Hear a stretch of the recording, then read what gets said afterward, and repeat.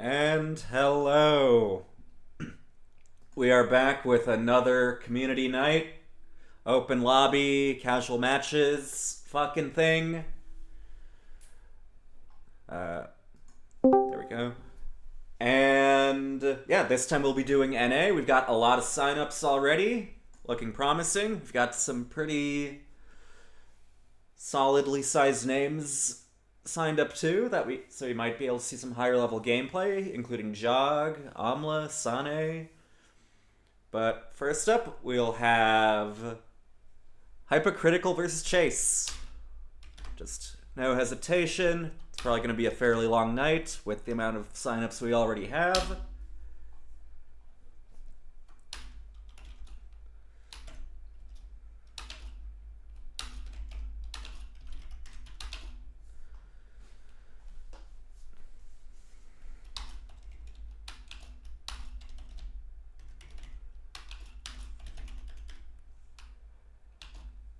How's everyone doing tonight?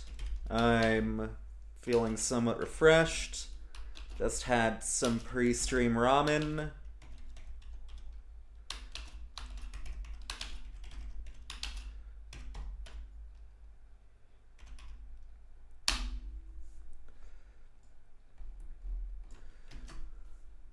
Hypocritical just ate too. What did you have for pre-gamer meal, Hypocritical? I had some duck ramen instant still. It had a fucking chili powder packet, but it wasn't spicy at all, which was fucking cringe.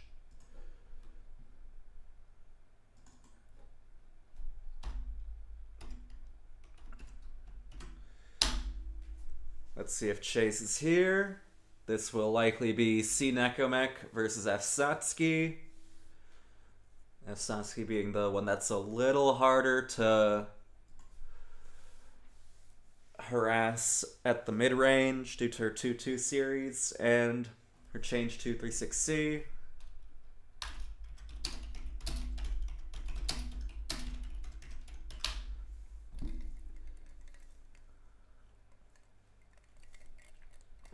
Let's see, is Chase here? Let's see when their last message was in each server. Okay, they were posting in Blue Cord 20 minutes ago. They were posting this server yesterday. Let's give them like another minute or two. If they don't show up, we'll just skip them for now and have Hypo versus Foopy, a C-Coma newcomer, I believe.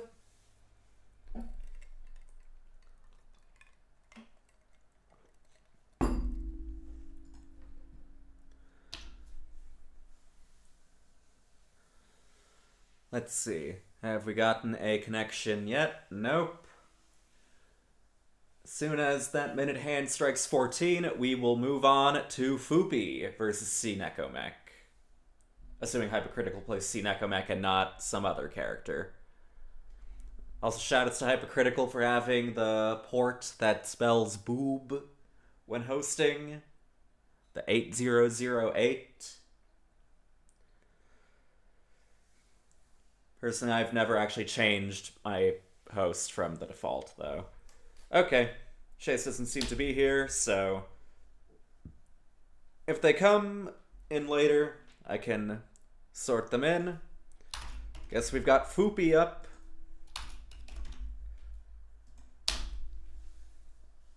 Foopy 64.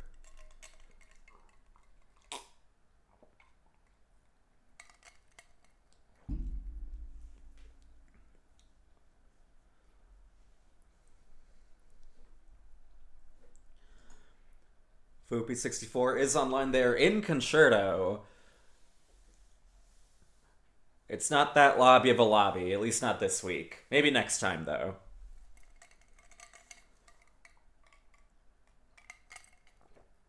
Figured I should just do rotating IPs the first time around like Monabe did. Just to reduce the amount of potential technical jank getting in the way.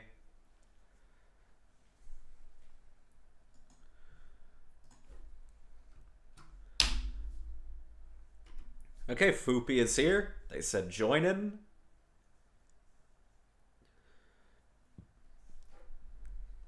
Or hostin'.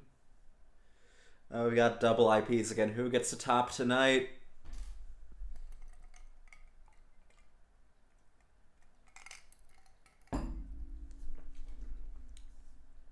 Okay.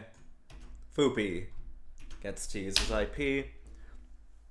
Suno Nekomek's a fairly unconventional character, so I wonder how ready Foopy will be for the kind of weird shit that character puts you through between the Neko hits, potentially disrupting normal neutral play, as well as it being air unblockable, which adds to that even more.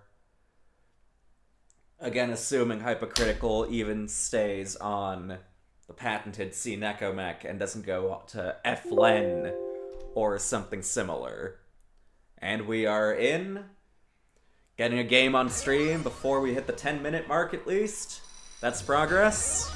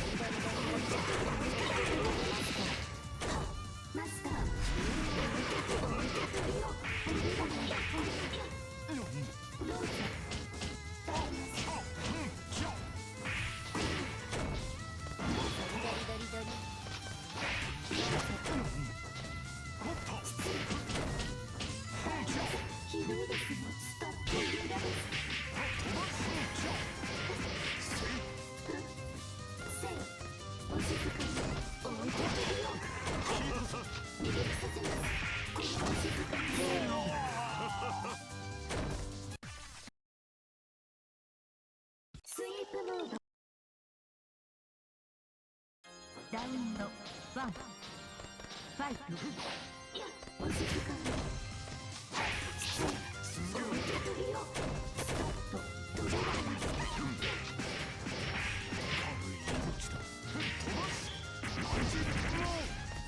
モーターリスタート。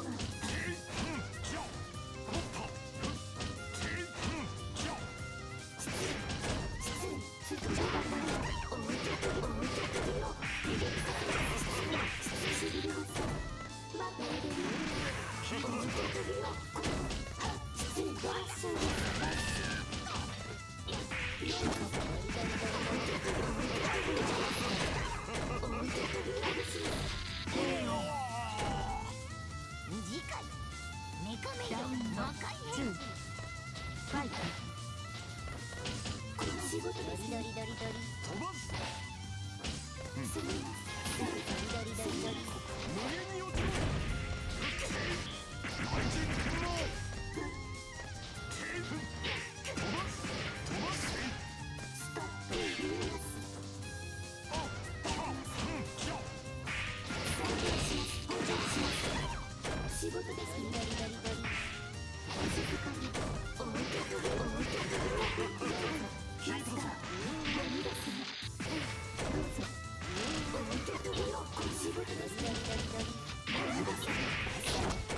置いてくるよ。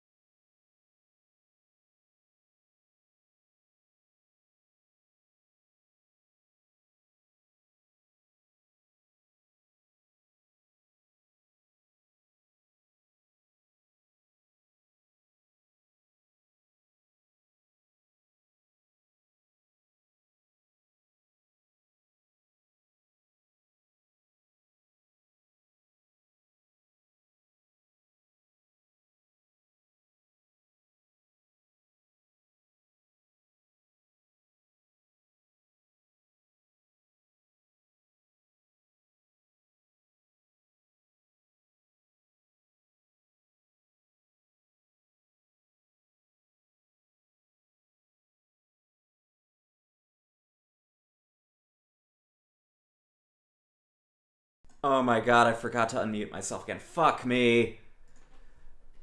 Was that the case all stream? Jesus fucking Christ. Okay, well, I'm here now.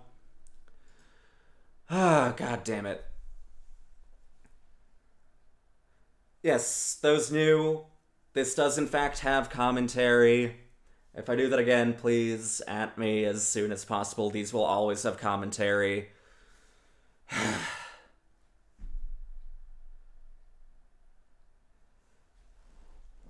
But yeah, any NA players watching that want to get in on this, we're cycling through a queue of players playing FT3s, winner stays on, or until they win 2 sets, then they swap out, so it's not to hog the cabinet.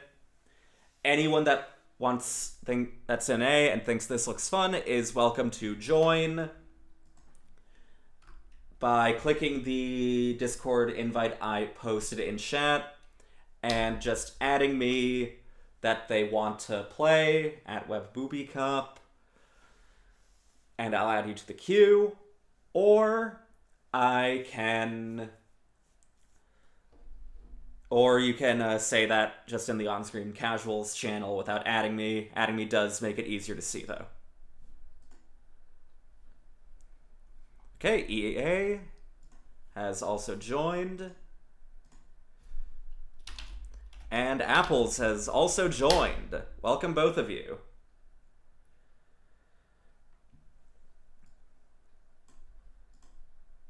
Let's see, is Holly Wars here? Gonna give 1 more minute to Holly. If they don't show up, that means Chase gets to move on to fight... Not Chase, Hypo gets to move on to fight Jog.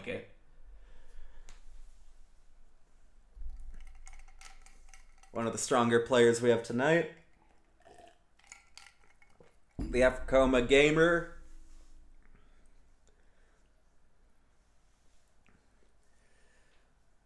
Look on the bright side, Hypocritical. If he mistimes his meaty, 2-2B can't get crossed up against Suzuki. From coma to coma. And it does appear Holly is not here. Hypocritical. It's Jog time for you. Assuming Jog is here. And I didn't add Hypocritical in there, but you're watching, you know.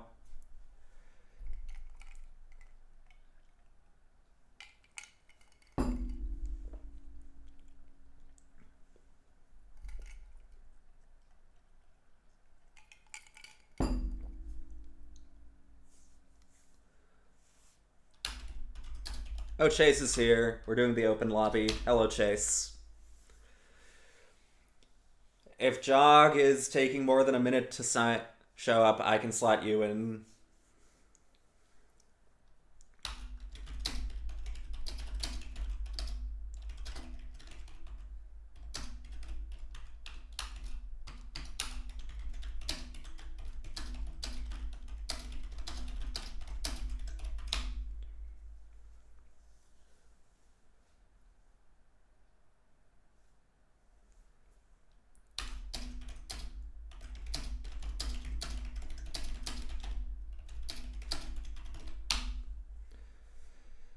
Oh, they're in. Let's go.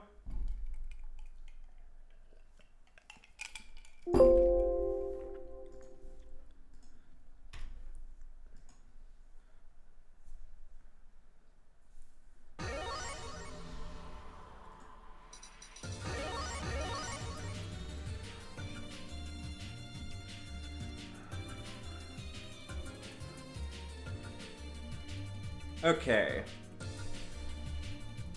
F-Coma, C-Necomek.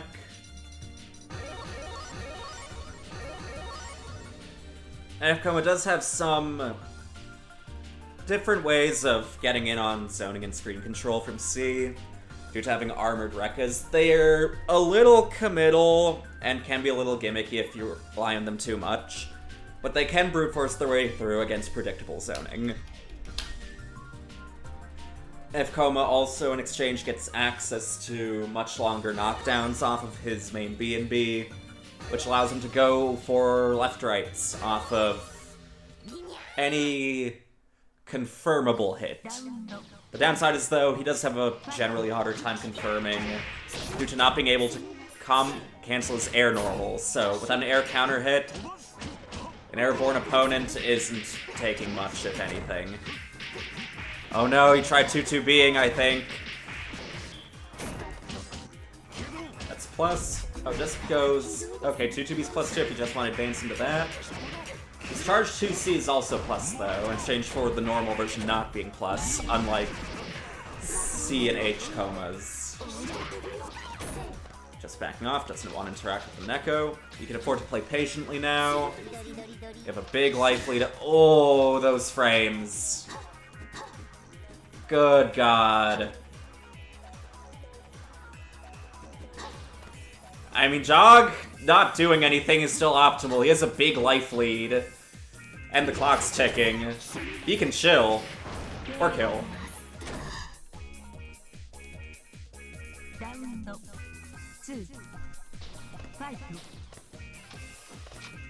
He's just standing menacingly.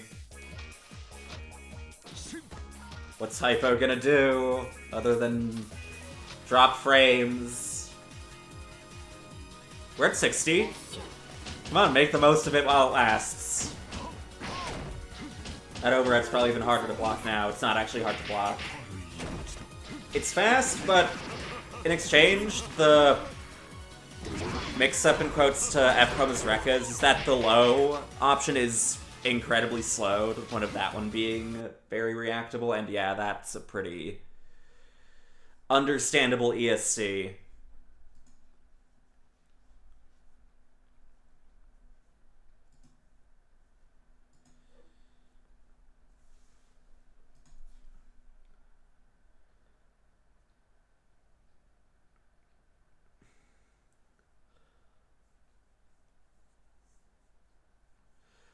Yeah, Hypo's connection might be a little rough for now. We might just have to skip on to the next match.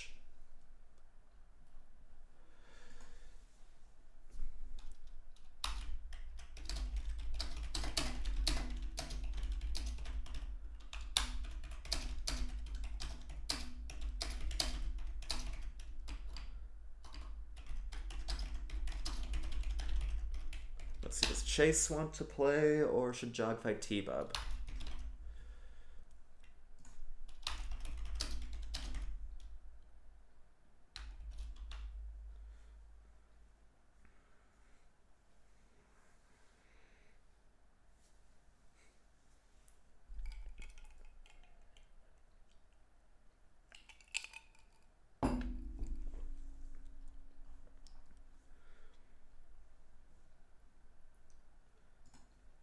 Oh, did I? Fuck. I changed the fucking... I had, like, literally a dozen announcements ready in 50 different servers, but I forgot to change the stream title. This is for North America.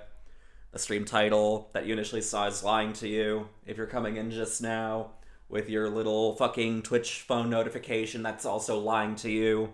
We're doing NA, the open lobby for NA, North America. US and Canada, more specifically. North America.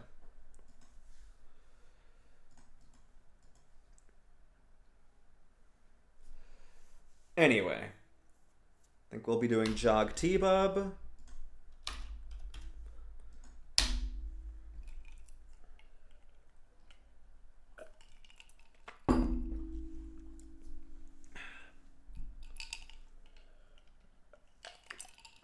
Wonder if T-Bub...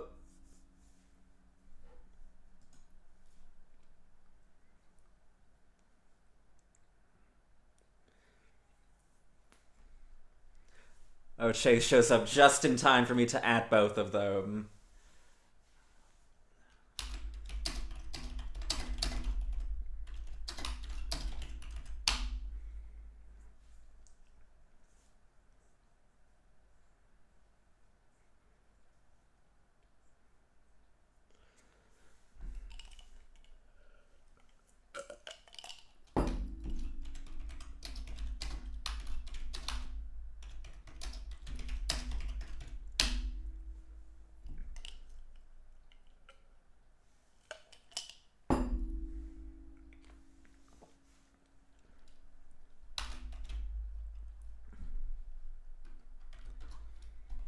There's no real elimination system.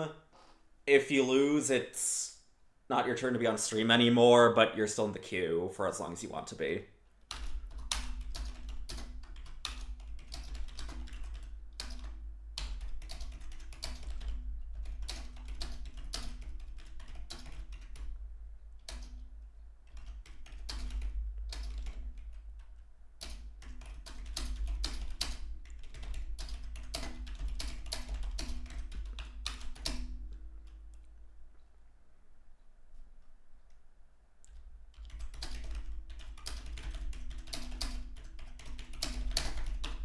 Okay, we're on CSS. Let's see that Jog. Where is Jog's IP? There we go. It's been so long since I've played Jog that I don't even know what his IP looks like anymore. I miss you, Jog. We must play again someday.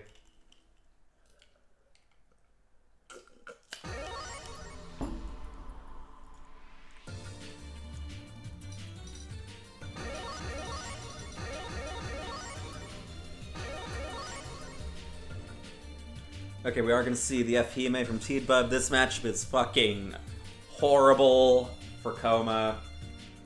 It's pretty hard to get in, though not impossible, but one of the roughest parts for F-Coma is that his mix gets a lot worse against Hime, because even when she's knocked down, her collision box is still as though she's standing.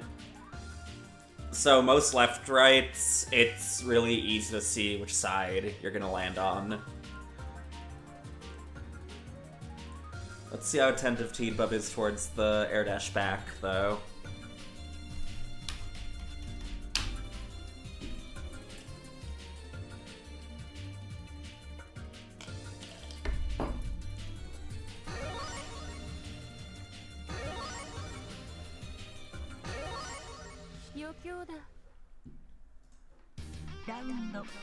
Coma gets to feel the grass against his bare feet. Must be nice, assuming he doesn't step on a fucking rock. Jog trying to play patient. Just walking out of the IED, though. Hime has the fastest backwalk in the game, making her capable of just walking out of things mid-screen a lot of the time. Yeah, 2-2B, that's plus. Doesn't seem to have realized there's space in the corner. Tries catching the jump. Teedbub not shielding in response to Super Flash, though. Just keeps walking out of the ID, but Jog responding to Feed Zone ID. Frame 1. Get that shit out of my face. Teedbub not holding shield long enough. That would have been the right response against dive kick. That's plus. Yeah, I respect the ID there. I don't want to give you your plus frames.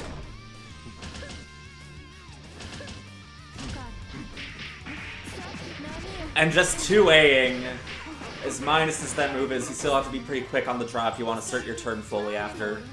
Not sure what that low shield would have been to catch. Maybe a 2C. You can't actually low shield Geyser, though, despite it being a projectile. You have to stand shield it, even though it's a low as well. Shim.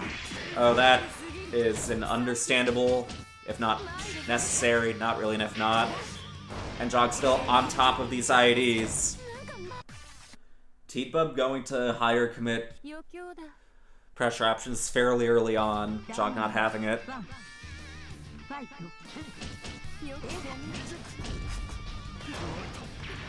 And another gaslit throw.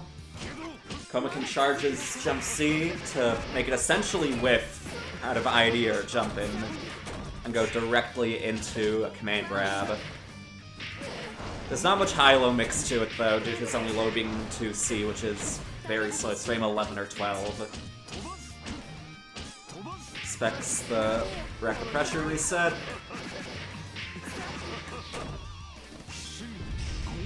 Oh, seem to have flinched a little wrongly against the 2-2C.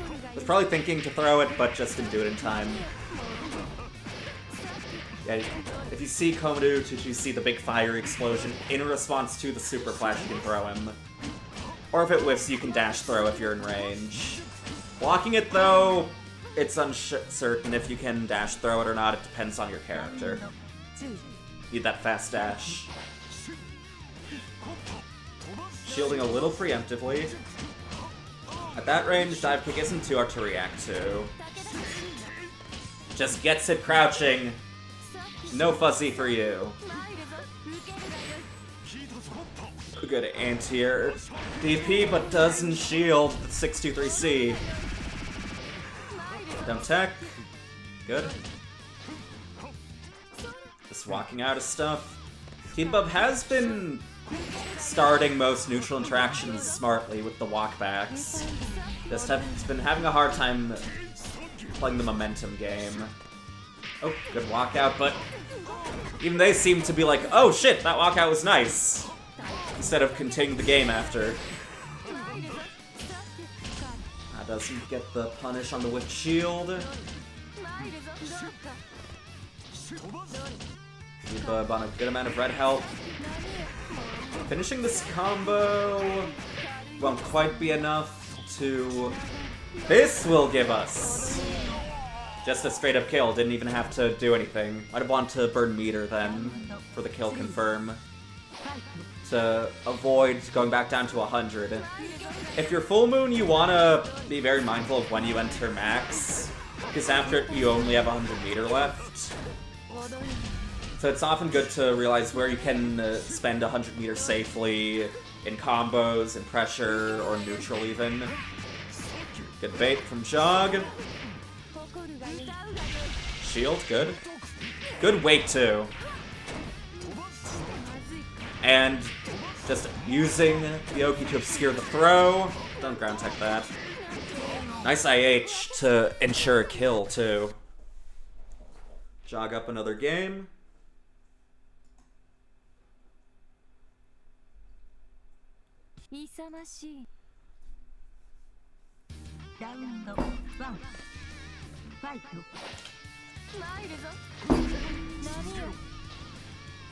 Lucy knocking the sweep card. And an aware mash, realizing Jog didn't EX cancel that dive kick. While also being at a height where it's minus. Tasteful little charge stagger. That one might have been plus, actually. At least against Hime with her frame 7-2A.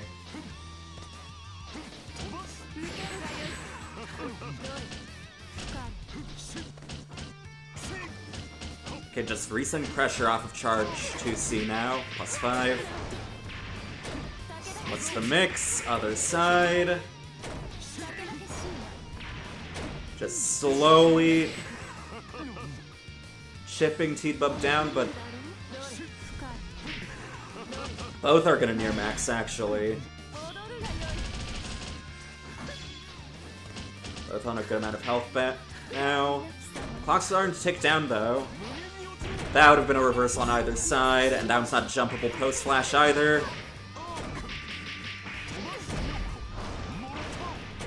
Yeah, it's Jover. Jog on set point.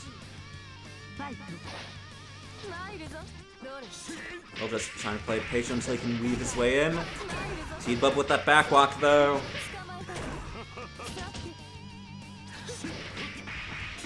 Ooh.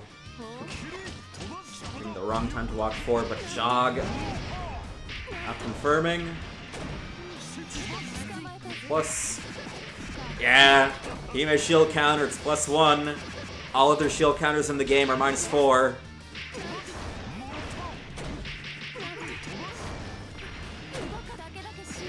And gets a Sandori into ESC.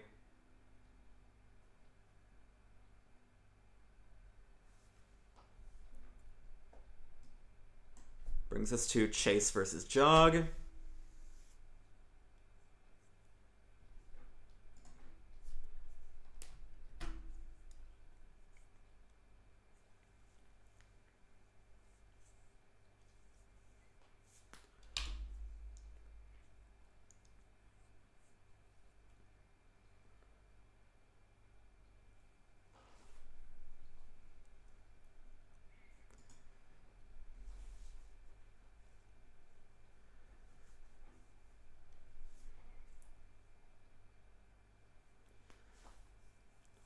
Chase will stick to the F-Sats here.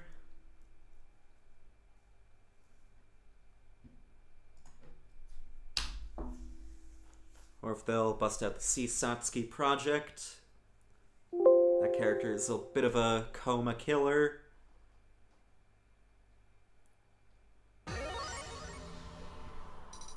Connected to bringing 6E back. That's a good name. Oh, we got the main. Coma does need slight adjustments in Satsuki's B&B, but pretty sure Chase has got those. I know Chase has got those because I fought them before on Coma.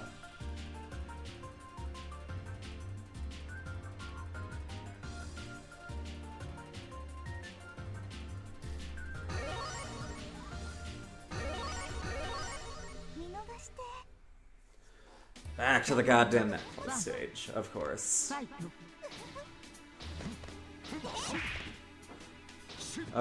Flinging like 3 buttons out, just hoping any of them hit.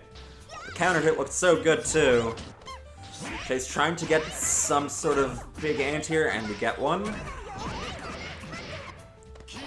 Missing the 1-frame link though.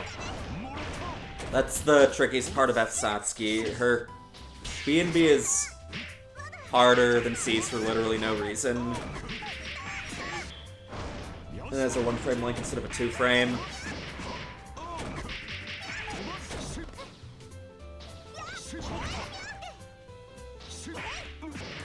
We do have a just out of range for the pickup again.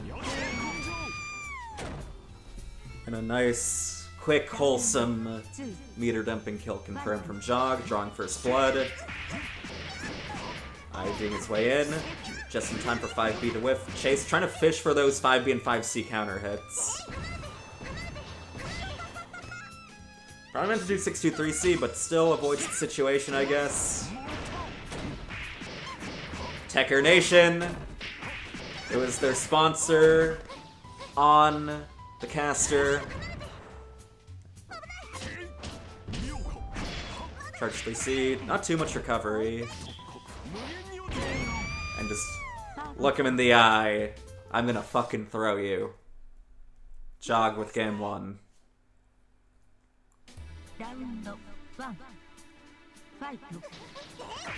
I love Satsuki's teabag animation. Like, that alone is one of the things that made me want to play her. Yeah, that's gonna work. Jog facing the corner, so it gives a bit of Oki. Gaslit low. Enhanced by F-Moons not having landing recovery on buttons in the air. So you can feint jump C and go into an immediate fast low.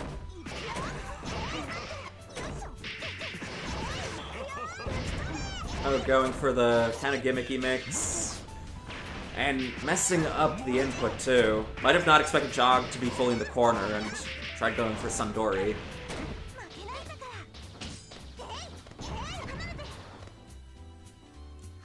Chase does just need one more hit. Jog gets a good hit, that could be doom for Chase too. Come to daddy.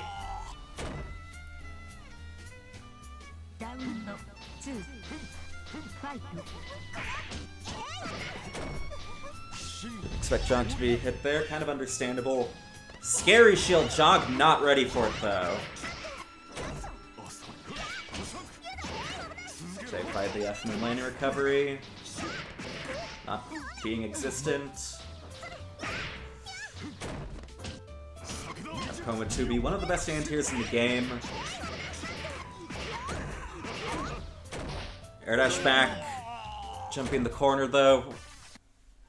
Satsuki's air dash back being so short and fast makes it one of the better ones to try presenting if you want to whiff punish something like a throw in the corner.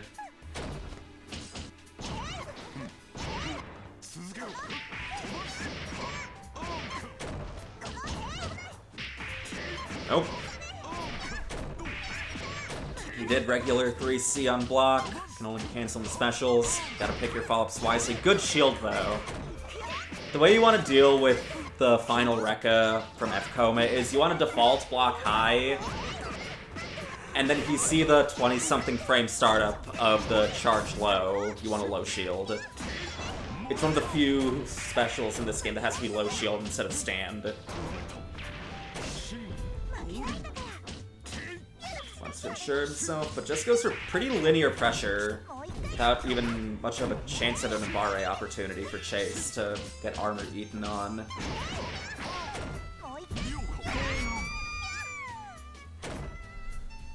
2-2B, 2-2A. I believe that's what that was. And teching again, but Jog not punishing it. Probably meant to do an air shield counter there, but half the input got eaten by the landing. Oh, was Machine getting another button after 2A too fast? Didn't get a chance to throw. Chase still getting a winning traction right after, however. Blocks the gaslit low this time. Staggered by the shimmy, however. Oh no, advancing shield counters! So unfortunate against jump in situations. Trying to start Americanly. Chase not having it. You gotta crouch it so it does a little more damage. Going for the 2-1-4C again. Fairly seeable same side, and gets counter hit by 2-2C again.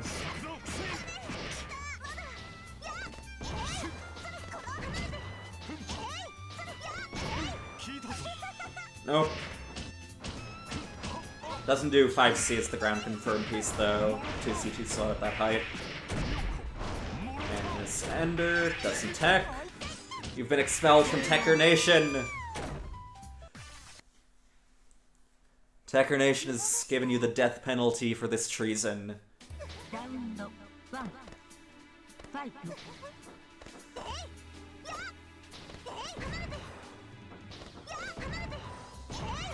Just waiting. Finds the way in with that jump B. Very few jump-ins can directly contest that. You're out of range. Fcomma 2-1-4C, while it's not jumpable post-flash, it's much shorter in exchange. Does a really low Sandori, which turns into a gaslit low instead. Doesn't hold shield long enough. Seeing a lot of preemptive shields against Jog's dive kicks, I've noticed. Tekker Nation was lying to you. They don't care about their citizens, they're using you as a pawn for their own gain. Putting Jog on match point.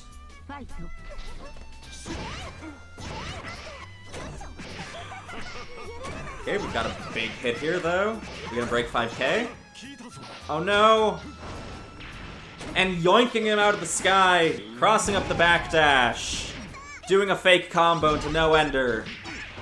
But foot farting the 5C attempt. That's not gonna save jump.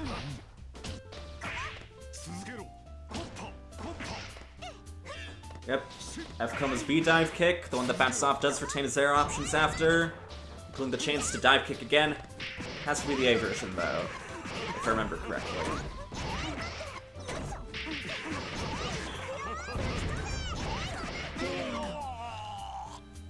Chase staying alive, though. Equalizer grave. Just bitch slapped out of the sky.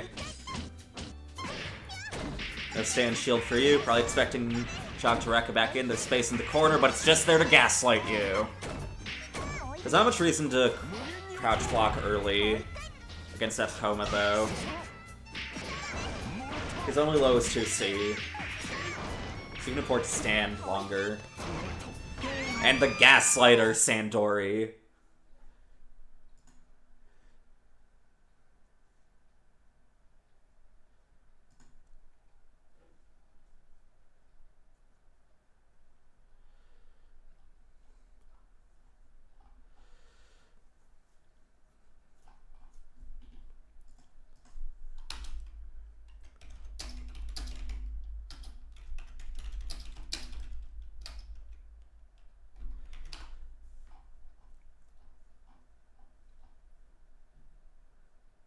Let's see, next up we have Sango versus Dolph.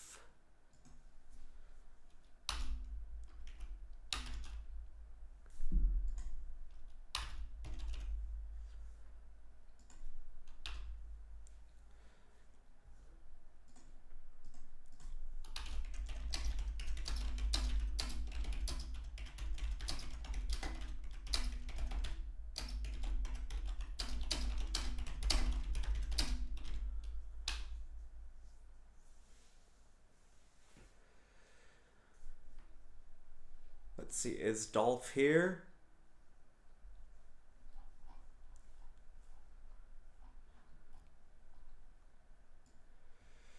I've never seen that person play. I had no idea who that was until just now.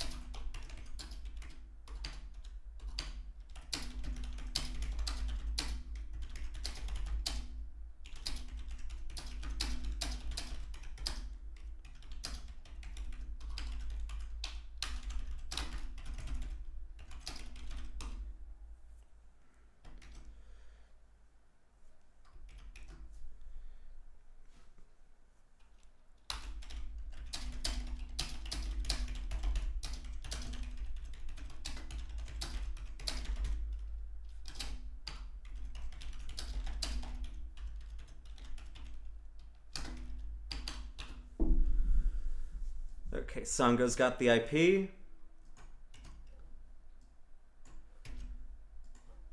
Is Dolph here? If not, he gets to move on to fight Amla instead. I don't even know if this person I'm adding is the correct Dolph. The person that pre-regged was Dolph with some numbers. And here it's Dolph Inni. Being asked, what is my favorite slice of life anime? I'm not sure how to answer that because I've watched incredibly little slice of life anime. If King of the Hill counts, I'm inclined to say King of the Hill. If King of the Hill doesn't count, I think I've only seen like one slice of life anime, like the first season of K-On!, and that's about it. But if King of the Hill counts, King of the Hill is my slice of life anime. Otherwise, K-On! Season 1 kind of has to win by default. I don't know, are like filler arcs in other anime, do those count as slice of life anime? Because I can give that as answers in that case. I'm a big fan of the first half of the second season of Shakugan no Shana, where nothing happens that isn't canon to the light novels that no one else likes. That's kind of a slice of life anime. That's where the dice emote comes from. That's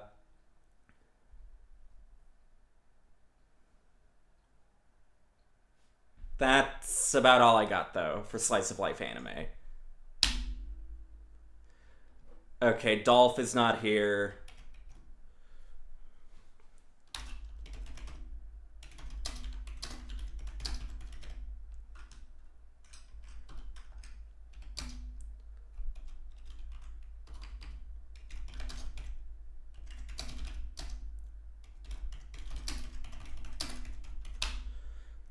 Okay, that means we've got Sango Amla instead. Chat, what are your favorite slice of life animes? What's your favorite slice of life anime? You asked me, so you get special asking treatment, but I do want to know the rest of the chat's slice of life anime favorites as well.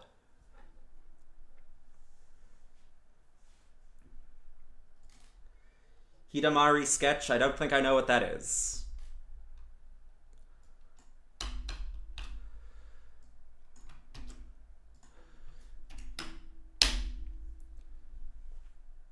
Or Or maybe I have heard of that. I think I've heard of something with sketch in the name. I'm not sure, though.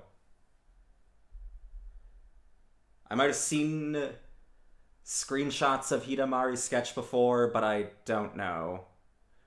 I've heard of Non Non Biori, but know nothing about it. I've just seen the name before, and I think I've heard of Nichijo. I'm fairly certain I would recognize what that is if you put a screenshot in front of me. But I've never seen that either. And we're finally in. We've got Amla versus Sango now. Sango's been on a bit of a level up lately, has been getting some upsets here and there. Did pretty well at Seotaku. Getting the upset over Monarch. Presenting a C-Tono instead of his patented H-Nania. I've never seen Bocchi the Rock either. I was on the Haters team on the Bocchi Likers versus Haters crew battle from earlier this year, but I'd never seen it. On the sign-up sheet, people just told me Bocchi looters go to hell, so I was like, okay, guess I'm on the red team, which was Haters.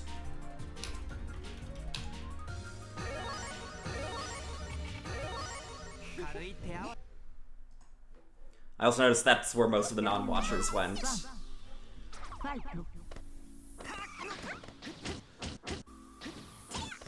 Amla does have a lot of experience in this matchup. Alps is, I believe, his single most played opponent. And Alps does like playing this character against Amla a lot. But we got a jump C, back hit. Not great at directly contesting as an air to ground, but it is good at blind spotting anti-airs. And Amla just boldly mashing. It's not really that bold, it's just having awareness that you're in heat, so consequences be damned. Intimidating weight after the feint. Could have confirmed into nice damage there, but didn't believe in his jump C hit. I've been too afraid of just the possibility of a shield.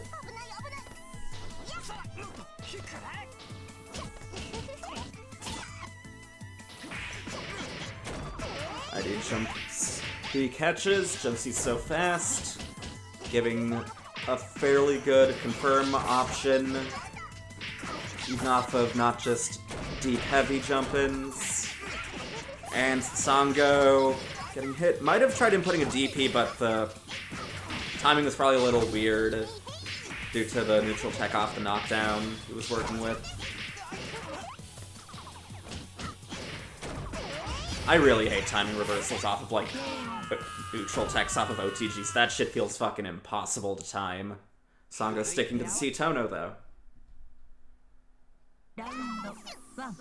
I don't know what Girl's Last Tour is either. Chad is making it sound promising, though. Ends on 2C, a little dangerous with it being fairly minus on C-Tono.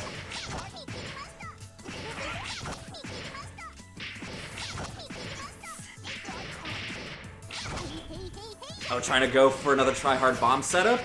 Let's go. Not quite. Oh no! It's coming! This goes for another setup. Oh no, it doesn't cancel 5C. That Broom Twirl has so much recovery otherwise. 0. The balls on this motherfucker. It is frame 5 though and bufferable, unlike normals, so makes sense.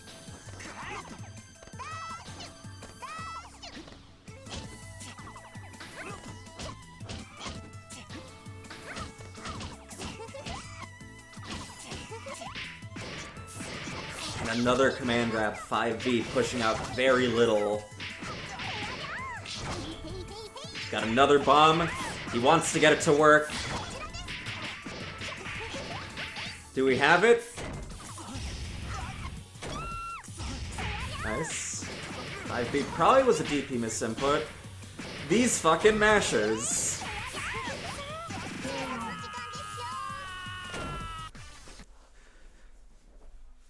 That's like the fighting game equivalent of frauding right there.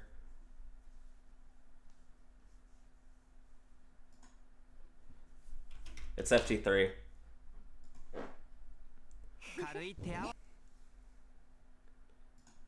Round 1 Fight. Getting a lot of loose hits. Deep jump C. I wonder if that one would have safe jump shield counter.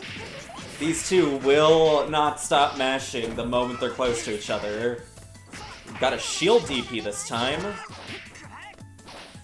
Ensures the counter hit a little more reliably.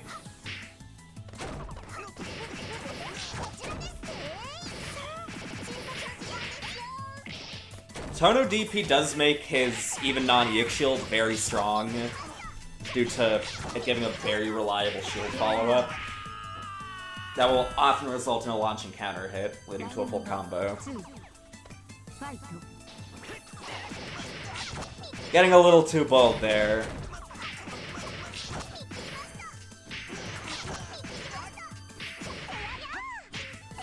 Tono a little too high in hurt box. Didn't... Oh my god. Didn't cancel... it's too late for me to talk about 5DP there. Okay, we've got the Tono DP anti-airs, those deep super turbo anti-air DPs too. And that's what Tono wants to trade into that guaranteed combo afterward. Okay, we've got Max. Can afford to get hit. Might want to look for a heat opportunity soon. That's death.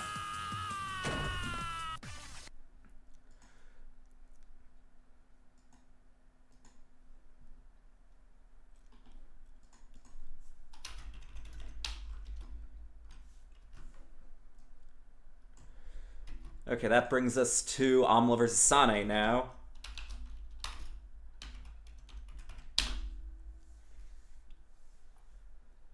These two, I have seen a set or two upload between these two. It's usually Sane favored.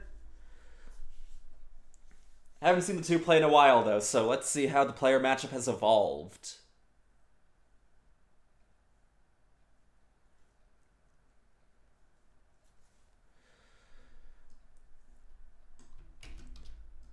Sane, a good character enjoyer on the main side of things. Not so much a good character enjoyer when it comes to secondaries. C arc player, who then on the side plays C Tono and C Rees to flex both power and fundies, I suppose. Let's see which path he will take today. Or for the first act of today, at least.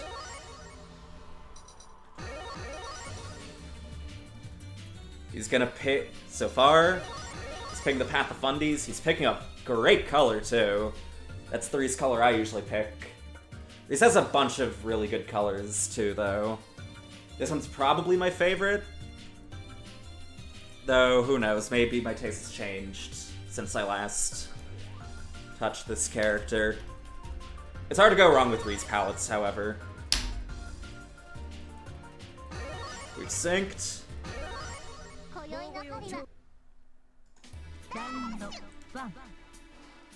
Series does miss out on some of the pokes that F and even H have. Like, lacks the long footsie 5B. And has a jump B that's more about protecting the space behind her due to having cross-up hitbox. And gets a big hit to start with. Goes for the Oki route. There's no space in the corner. During that little run, he pushed Amla back in. Opening with those 7 golden letters. This does still have a good number for other big buttons, though, on C, like that big jump C. Has the nice long 2B, which is 0, and has C normal level hit stun and block stun. She also has some nice pressure perks, like having a +1 5A, which is uncommon for a C moon, and just quick jump, pestering with jump A. No ender, though. We're getting smacked, however. We don't finish our food. Death.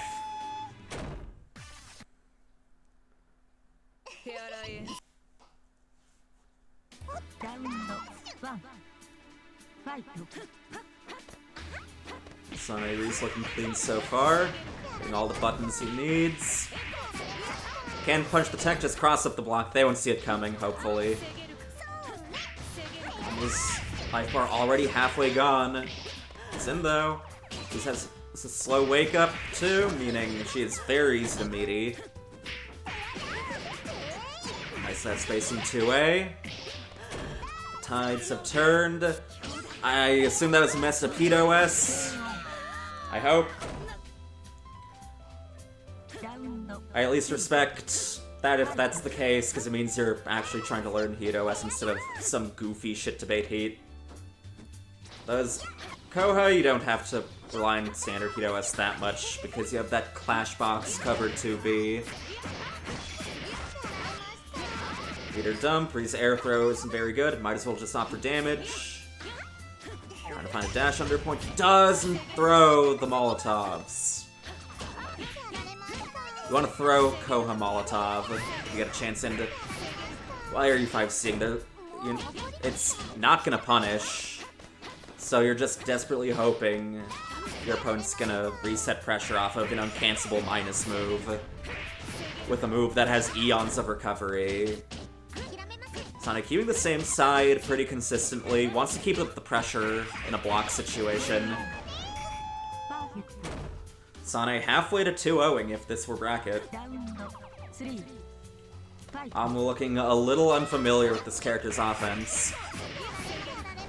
And avoiding 5C again, nice. Punching tech, I believe. Space in the corner was just there to gaslight, make you fall for an early crouch. Try bunker.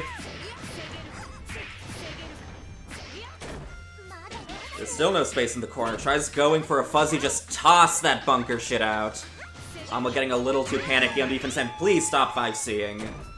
Every single person you ask for advice tells you to stop 5C'ing this much. Please listen to their voices.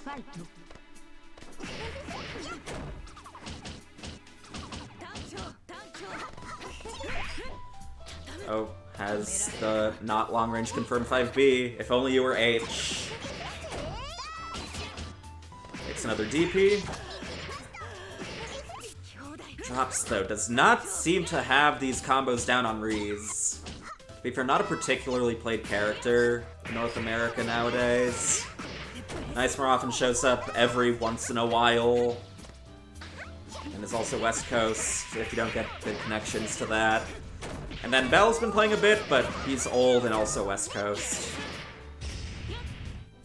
Yeah, Reed's DP. It's a little easy to make whiff, vertically speaking, if you hover, but it does have good horizontal reach. Okay, we're Blood Heat. And Chicken blocks the guard point. 236A, making it minus. H and C Reeds have a rushing special series that can block moves while moving forward. It's like armor, but not terrible. Another 5C, but at least it's not punished this time. Sane on match point, though.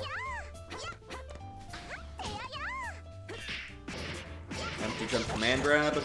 No shield for you. Ceres is one of the characters with a single hit ADP, meaning she has a good normal shield follow-up if she doesn't get EX. Okay, Alm on the offensive. No jump for you. As Max to ensure himself. Sane just gets hit trying to do something. This is death if you don't drop. Oh my god, just go for an air combo at the end. Alm staying alive though.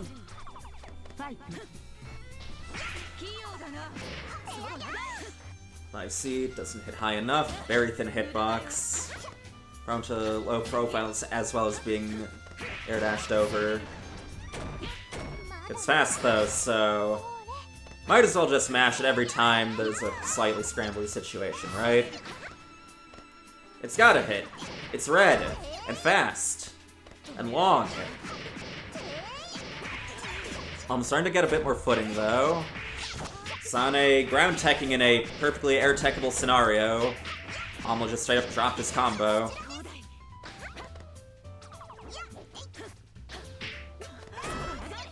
Oh, that was a scary ground tech. Could have killed you, but we're still alive.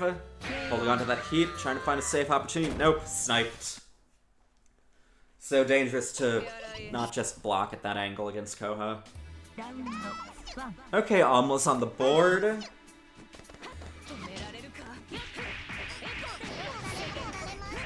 Got 2 rounds where his 5C didn't whiff horribly.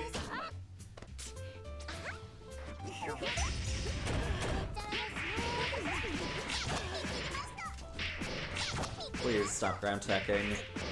Okay, still technically drops the try-hard combo, but we don't tech out this time at least. Okay, do we finish the combo for real? Yes. And that DP advances really nicely far to avoid stuff like that. No counter hit. No confirm. Oh, what are you doing, 2 being there? Oh, we drop though. 236A. Trying to space out and finally lands his mark. You're not the only one with big spacing hitboxes. I almost said normals, but he just doesn't have that much going for her. Nope. Trying to pump that backdash real hard. Putting Om on equalizer point for it though. Oh, he's trying to bat it back. I respect it. If this goes to last game, in game 5, y'all should just, like, bat the bomb back and forth.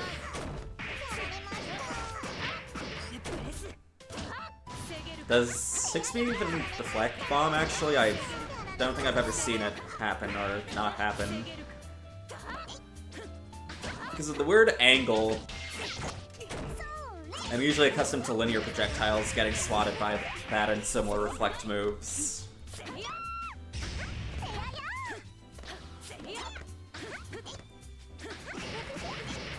Trying to find dash in this spot, but just running and jump C for it. Never mind what Alma's doing back a little more. Just barely doesn't actually get the bomb in time. Wants to assert that offense, doesn't want to die. Amla, why are you mashing? Why are you machine gunning your buttons, no less, instead of looking where the opponent is after the first 2A? You can whiff cancel that into shield. Sane on match point.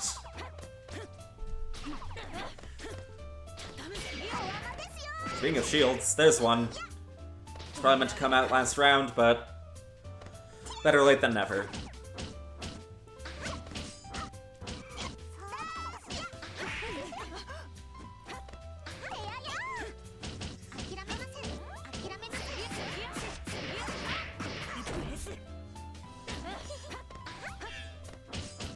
Somewhat scary shield, Alma not punishing it though. Neither has made a big dent in the other yet. There we go. It's not big. I'm still whiffing moves a little aggressively, but I guess he finally has one. Good EX guard to immediately put himself out of command grab range. Oh, you 5C'd, no cancel. Has been calling these DPs relatively consistently, though. Do we have the bopper loop? Not quite.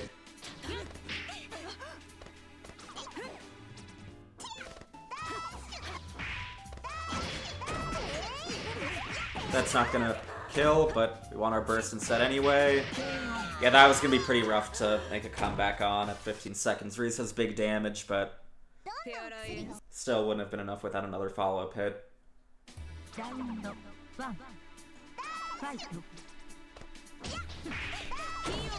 Another ground tech. There's no counter hit. You can air tech. It's fine, trust me. Dash blocks.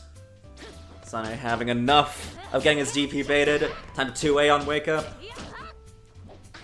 So much it's done. No confirm. Good quick confirm there, except for the lack of air throw. Probably want to just end on DP, considering your big screen as well as having Ree's air throw. Just Wake Up throws now. Dashes real deep. Gets hit by Dry Bunker for it.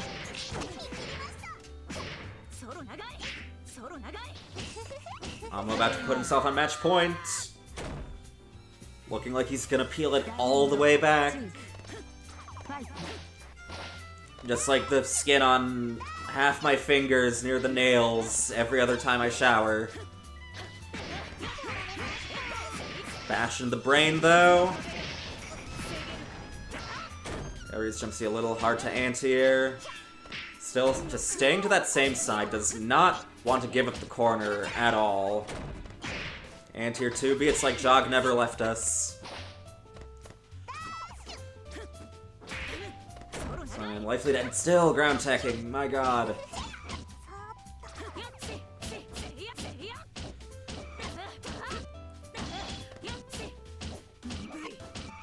Blocking the overhead consistently. That was the second time it's been presented. Oh, that was meant to be 6-3A. Slowly whittling that life lead down. Clock's starting to go low too. Off of me. Fuck you. So I'm trying to smack some Sending from the anti-air attempt from Amla. Amla, known 5B down player though. Knows not to extend green from that spacing, this time at least. Amla peeling it back with a reverse 3-0. Further proving that FT2 is fucking poo-poo in this game.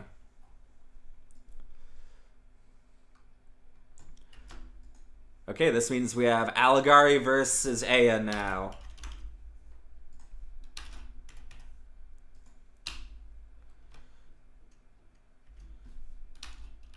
Skeleton and Soft Drinks joining the queue too, nice.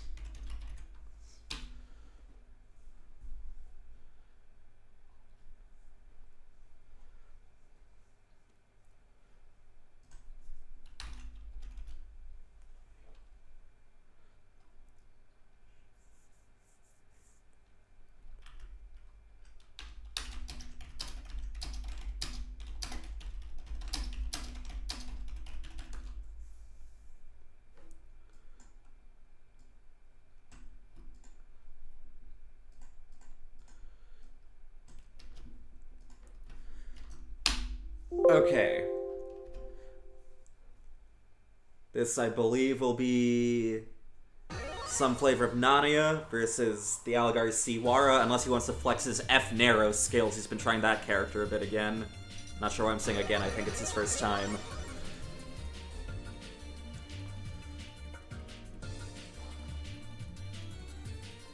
And let's see. We are seeing... Yep, the F-Nania. We can start. We've seen them play both C and F.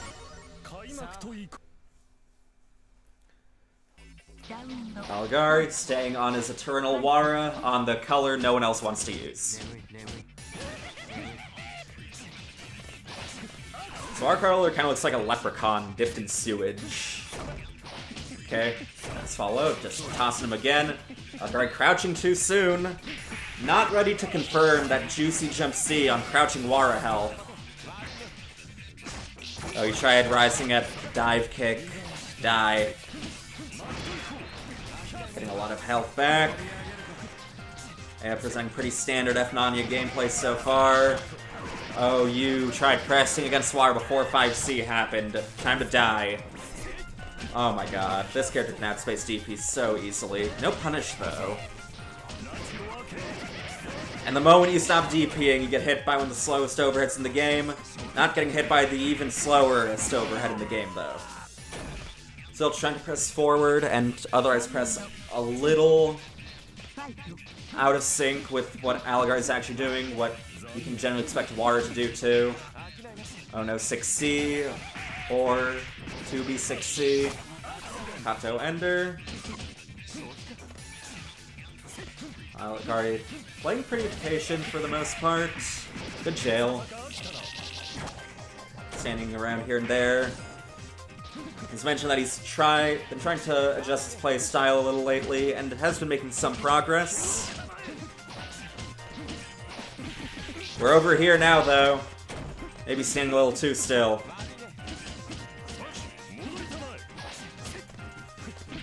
No 5A, could've gotten a guard break. And trying to challenge against 5C again.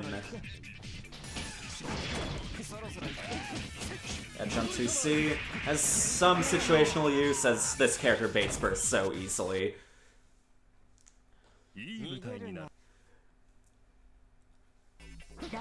Getting comboed by Wara when you're at low health feels so fucking helpless. Between bursts almost definitely being outspaced, and Spinner often still tacking on so much damage at the end, even if the initial combo doesn't do much. Not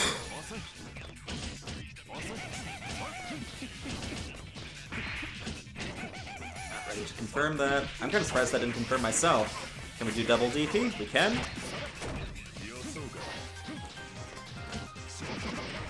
Five C hitting 3 times now. Please block that move. Double overheads. Ah, tries going for a cool combo. It's not a double overhead, it's a delay double overhead. It wasn't a double park that caught. It was the double air dash that caught. Blocks the half charge mix. Yeah, he tried mashing after being landing recovered against a frame 4 2A, against a fucking Nania player, no less.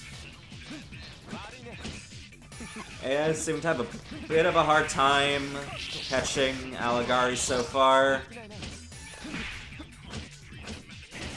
Likes doing the Nania stuff, but might be holding forward a little too much without minding what Aligari's doing, and just generally what his character's capable of.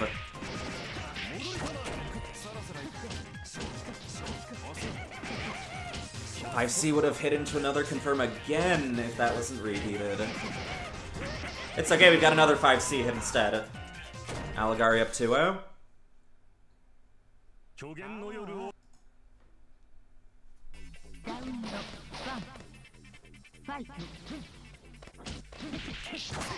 Okay, getting a hit, getting some pretty good damage. Good 5B from Aligari. Rekka whiff on air fire, not great in its frame advantage. Oh, we just fly into Fireball. We just want to do that Nania shit with limited success. I'll be completely fair. That fastfall would have been funny if it worked, especially if you did DP after. But the one time you're not pressing buttons, you've put Aligari in match point. Looking a little less confident to confirm these B normals, though. Going a little too deep. 2A finds its mark at long last. Harassing, but West Coast net coming in the moment you get that hit. See, if that was your opponent who lined that jump C, you would have gotten thrown right after, like that. The Aligari tech throw. Arc drive. Doesn't drop it. If that does get dropped, you always want to tech back against it, because you'll get reset if you tech forward.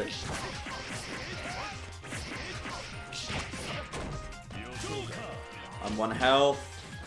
Gotta play careful. Okay, that's progress though. One more combo can kill.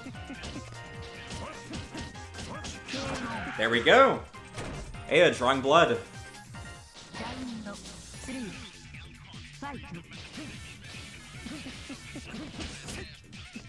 Zoom in. It doesn't seem to know that you can neutral tech Wara's Air Throw Ender either. If not cornered, you can tech away too. But in the corner, you want a neutral tech. the other techs get caught by jump B. Does? Okay, does burst. Even Alligari seemed to have been... Why would you burst there of all times? Also, doesn't seem to have his air throw combos in order because he never goes for gold air throw.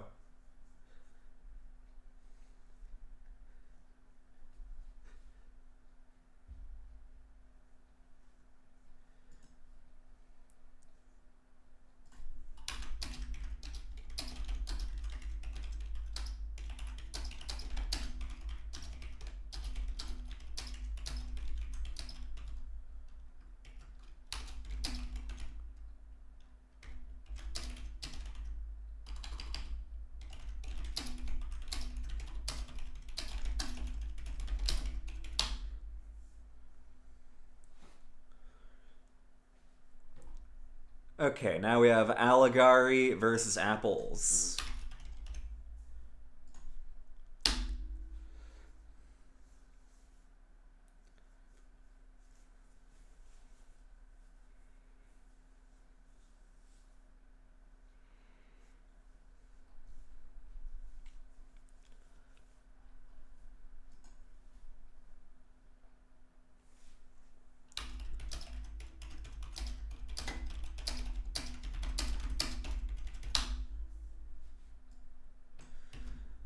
Now Apples has fought Alligari a little bit. She's been practicing the CWAR matchup a decent amount. Did it practiced a good amount as both Nero and Tono. I believe she's going to be on Tono though. Saves the Nero just for Aoko, whom she doesn't seem fond of with Tono.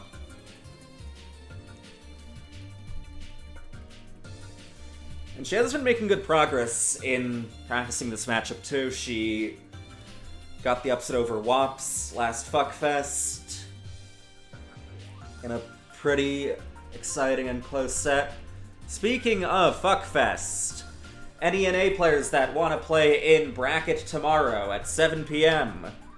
Eastern Time. I am running a tournament at tomorrow at 7 p.m. Eastern Time for North America. Link to that is in the Twitch chat.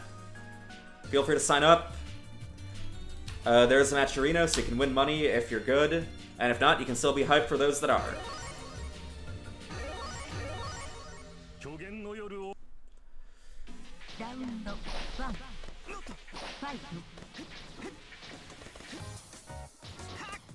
Trying to find her way in. Gets the jump catch with 2-2A. Alligari not 5B'ing the move like he was doing against Alps the other day. I was watching a set.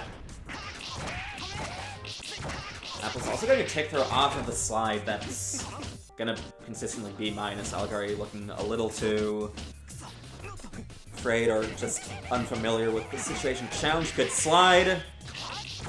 That low profile is all the ball as far as standing normals. Good punch on the slide that time though.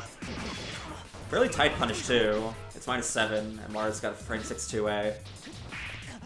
But yeah, Tono, 2-1-4-8, slide. Goes under, all bars stand normal, so it can easily punish. That felt like a delayed streamer. So it can easily punish Charge 5C autopilot. Oh, try just going for a hero DP. Alligari not falling for it. He's not a masher until he is, and for once does not go for the Alligari tick throw, just when Apples is trying to call it out.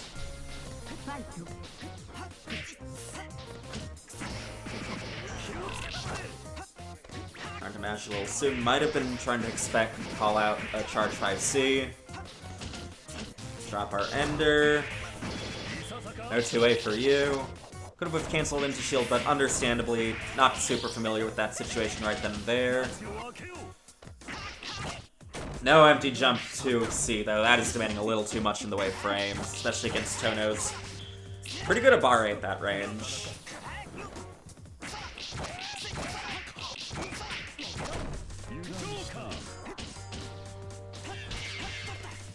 Gets the double shield. Didn't want to risk a potentially fatal DP at that range.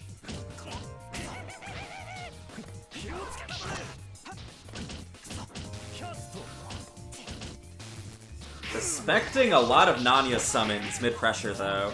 Not jumping or 2C'ing them, especially when they're that close. Bashing Aligari's skull in, too. Blood for blood.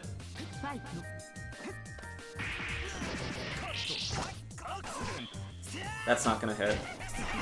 Very low recovery, though. He's got no meter, however.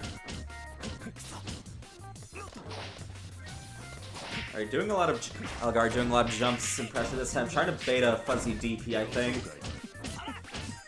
Not falling for the gaslit low, but getting thrown by toe slide again.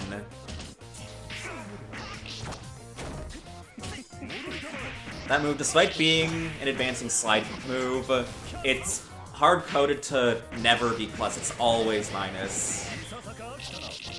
Those moves are a little better on H. Wasn't ready for the anti-heat to actually work. This one, the next interaction, I guess. That is one of the ways Mara can OS heat without having to learn standard heat OS, though. Just having Clash Box on his 2B. Got an anti-jump by Apples, taking game 1.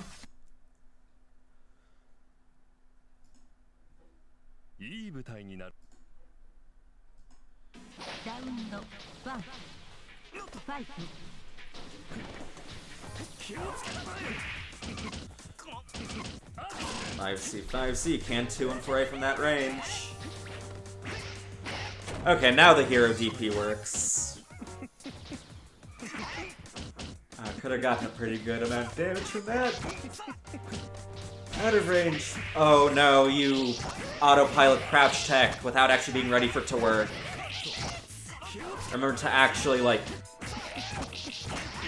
be accustomed to pressing stuff after doing crouch tech if you want to do the 1A DOS to tech throws with. Oh, that there's so much recovery. Well-timed ID from Aligari, but drops a fatal combo. Nice stop sign 2C, however. I'm choking on spit. Help me. 2C finally laying its mark, dealing hefty damage.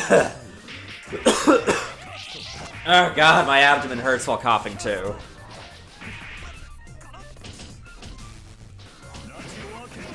Overhead hits.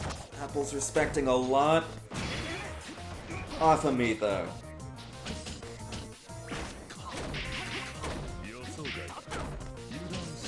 On the standing move correctly now. 5B not lasting long enough to clash with the heat. Water heat very slow, so it can throw off some standard anti-heat timings. As well as being fucking enormous.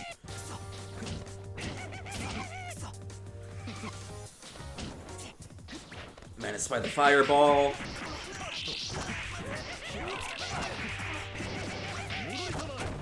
Okay, does get the neutral tech, but gets hit crouching. Might have been trying to input 2-4A. Off of me again. Slide not long enough. Could have whiff canceled into 2-4C to get in fully. Nope, instead we have 1-1.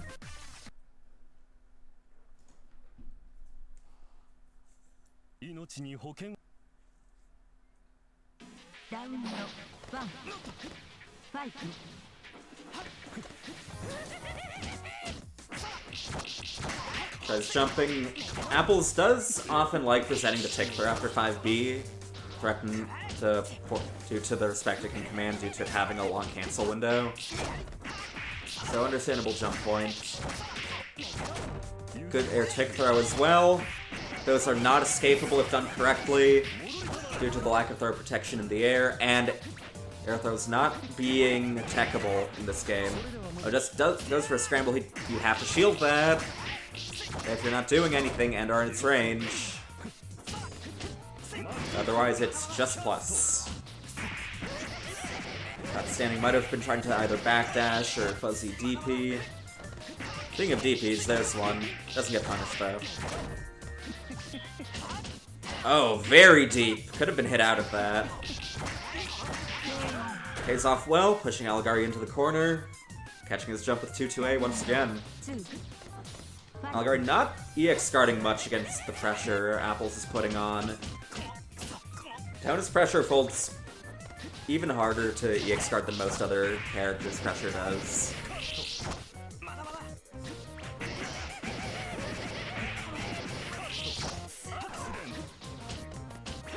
Oh no. Wonder if that one was a misinput. That's death too. Unfortunate non-tech. Both halfway to that 3 now.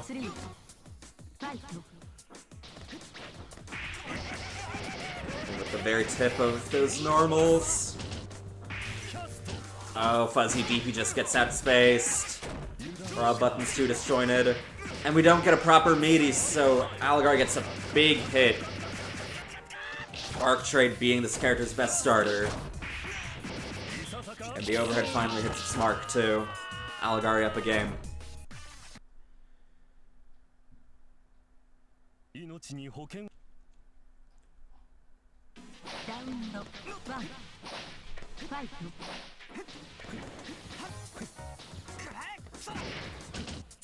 Aligari take throw again. No counter hit off the DP.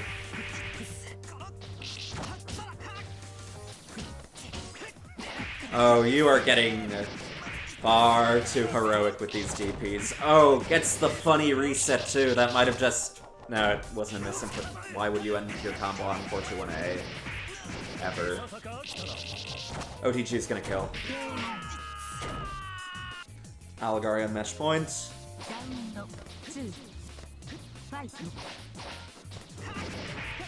Tries getting a low profile anti-air with 2C, but it doesn't really shrink down his hurt box much. It's mostly about trying to leverage range of his feet.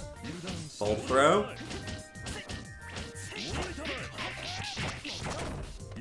2 and 4A might have worked in that anti-air scenario. Oh no.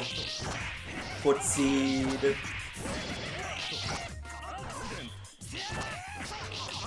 Aligari not with EX canceling the 2-2A on whiff though. Could have 6-2-3 seed. Still starts getting the right jump calls on Apples, putting her in the dirt.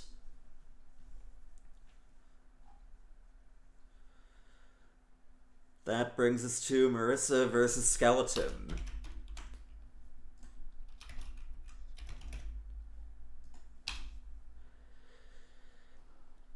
Both these players do play Knack. I wonder if we're gonna get a pseudo mirror.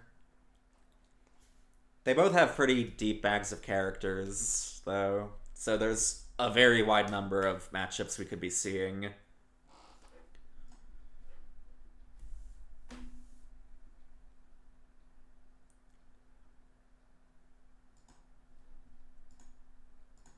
Do we have an IP? Yes, we do.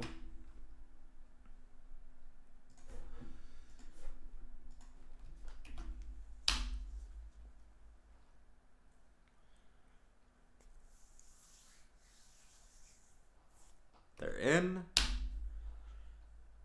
This is a run back from Threadle 10, where Skeleton was Marissa's final boss. And he rotated a bunch of characters against them.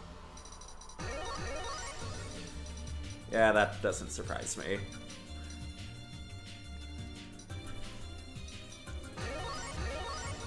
I knew what I was in for this time.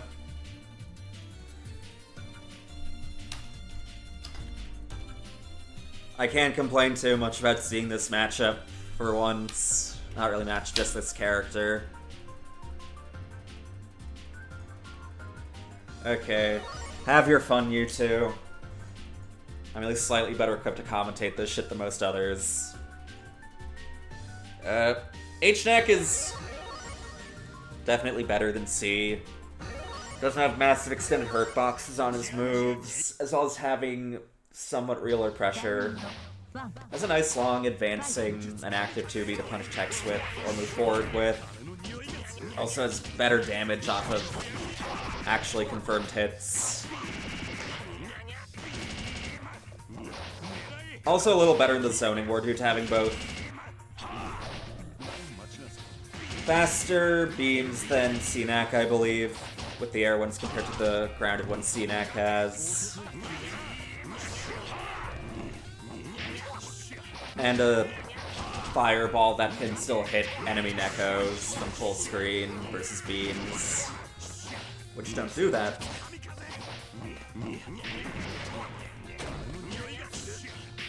Command grab, that's another thing only H has. Skeleton drawing first blood.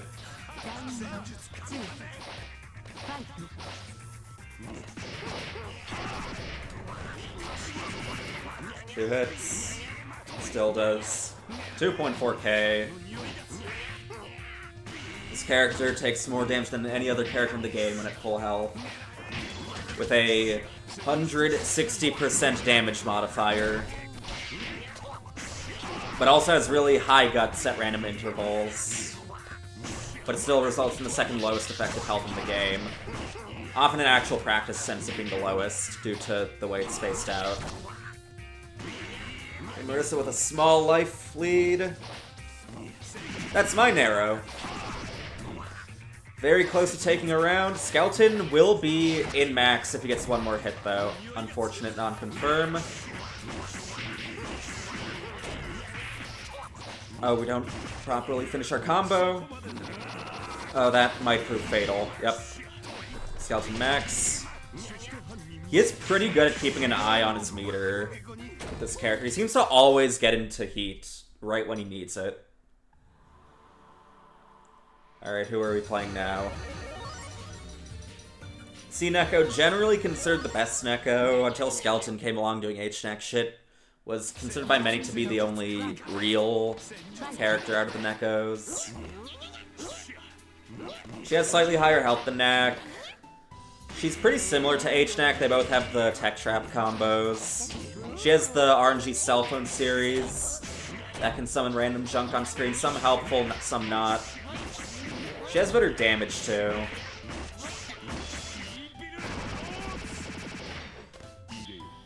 That's a worse jump A, though. It's not disjointed. Just needs one more hit.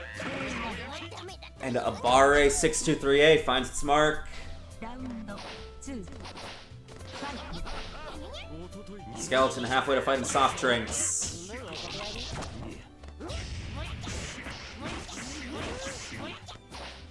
TC whips. Doesn't seem fully accustomed to doing these combos in the mirror. Or maybe that was just a normal drop that would have worked on any character. Yeah, I'm saying the drop worked. Good meter management. But also good gap usage. That move is very similar to Arc's Arc Drive. Maybe it's identical or maybe it's slightly worse in some regard, because that's pretty common. Like, Nak's Arc Drive is just... It looks like it's just a lower hitbox version of Mech's, but it's worse in other ways too, due to having less invul.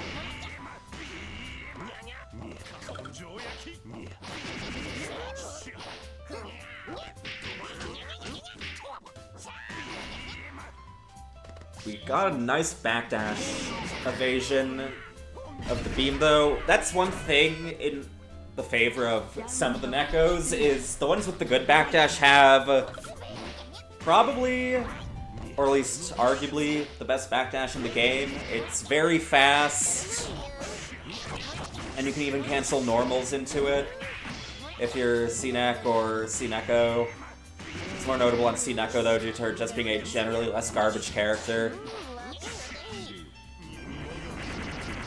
I believe you can hit H-Nek out of that move, due to it not being like Next Arc Drive.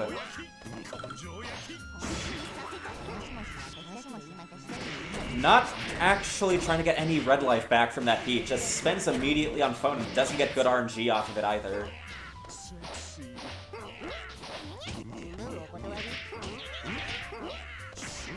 We're not finishing our combos. Your own hurt box be damned.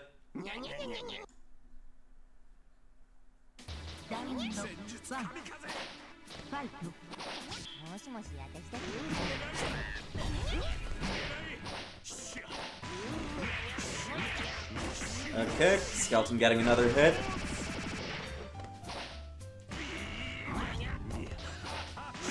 Warp Rings. Try smashing something out of Gram Tech. Just because your character's got a doo-doo ass hurt box, that doesn't mean Gram Tech suddenly stops being not ass. And doesn't fully jail off that first jump A. Mercer gets tick thrown back as a result. That OTG is a checkmate situation when on no health. Skeleton on set point.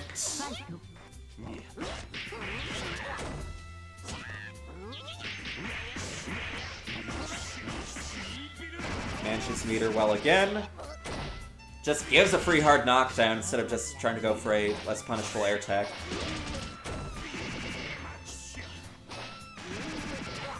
Trying to zone Skeleton out though. We get an air throw of our own. Too stubby to continue the combo though. Again, doesn't confirm. Marissa's been getting a lot of hits, just... Yeah, that's AUB. If you just find yourself in there, you just gotta hope you have the shield timing right. Marissa taking a round again. Again, as I've cut myself off from previously, they've been getting hits pretty consistently. They've just not really been able to confirm a lot of them. As well as further losing damage rates to not actually using heat to regain health ever. Instead just using it as a get off me and a summon.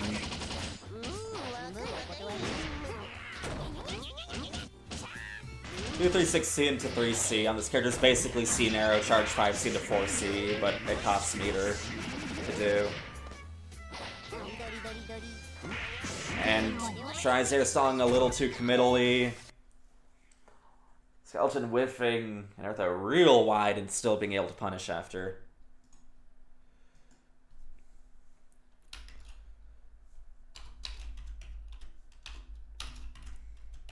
Okay, now we have Skeleton versus Soft Drinks.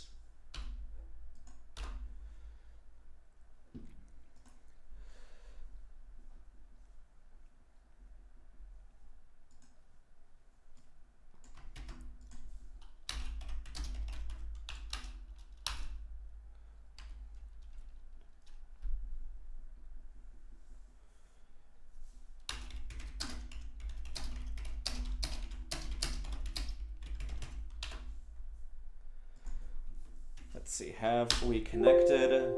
Who will both of these play? Soft Drinks is another many characters player. She mains FVS though. But instead she's fallen to the darkness in her heart. Hopefully she can combo this fucking character that I have to commentate again.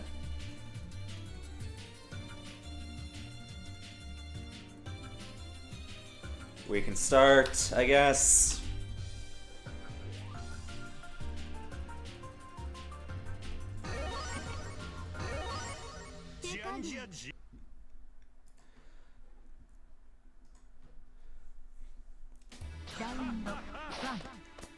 Oh nice, I did below 30 viewers. I'm just gonna tell myself that it's nothing to do with the character on stream. And yep.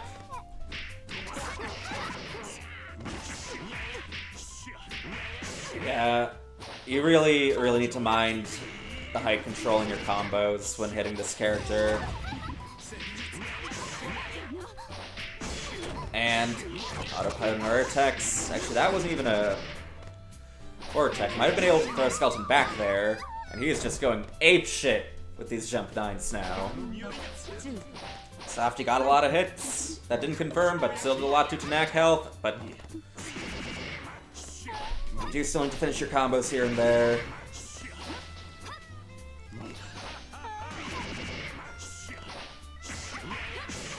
Softy just getting hit crouching. Baki, the one character with less total health. The neck.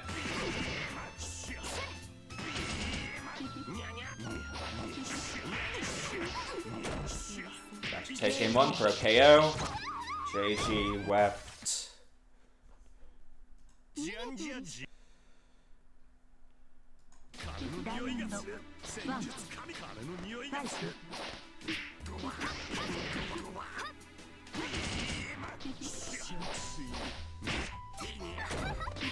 And, oh my god, you're teching fucking forward too.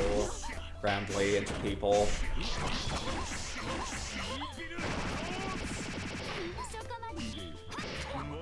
It's amazing how enabled you can get in your plays when people just can't properly punish you because no one labs against this fucking character.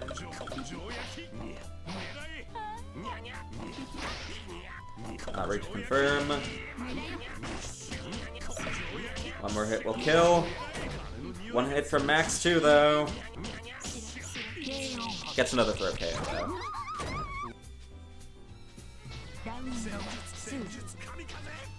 Skeleton halfway to bring us back to the top of the queue so we don't have to see this character anymore.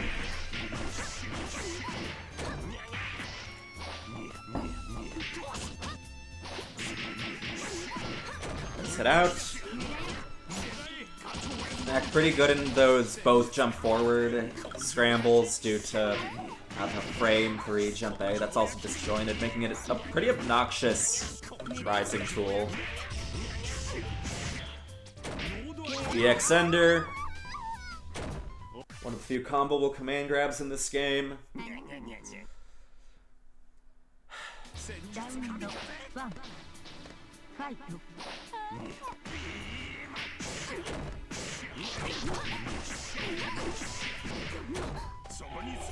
Okay, we get out of one of the slowest overhits in the game. It's also generally used at a range where Nak doesn't have any lows that he can present anyway. First sustained heat this time. Floor is lava. Just needs one more hit. Softy getting clip lot, trying to do normal things you would do in neutral against other characters. Skeleton on match point.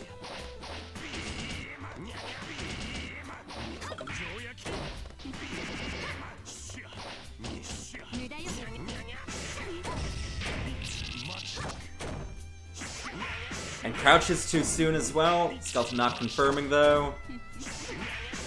And this is gonna kill due to Baki health. Bring us back to the top of the queue.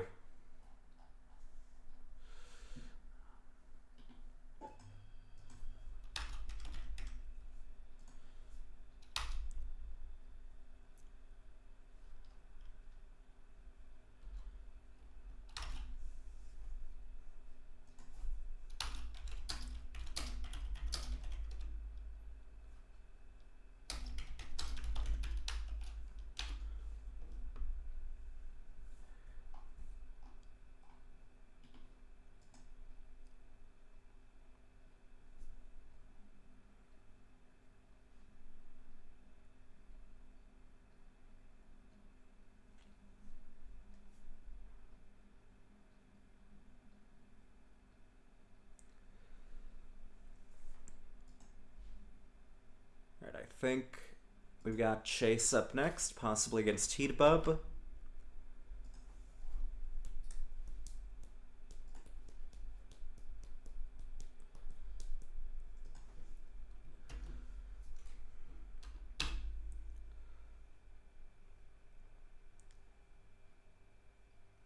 If Heatbub's no showing, that means we'll go on to Foopy.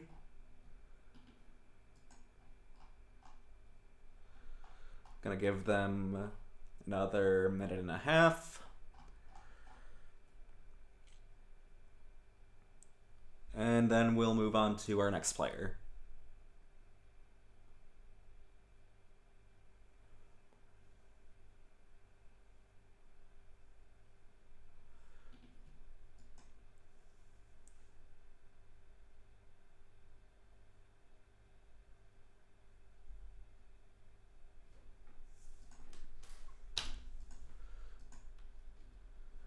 They are currently playing T-Mod Loader. I don't know what that is. Nope. Oh, Onion Lust has shown up out of nowhere. Okay. Sure, we got a surprise Onion appearance. We take those. On C Miyako, okay.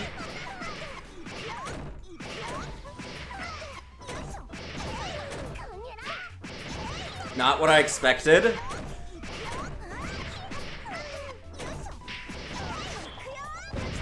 Oh god, this character's not very good.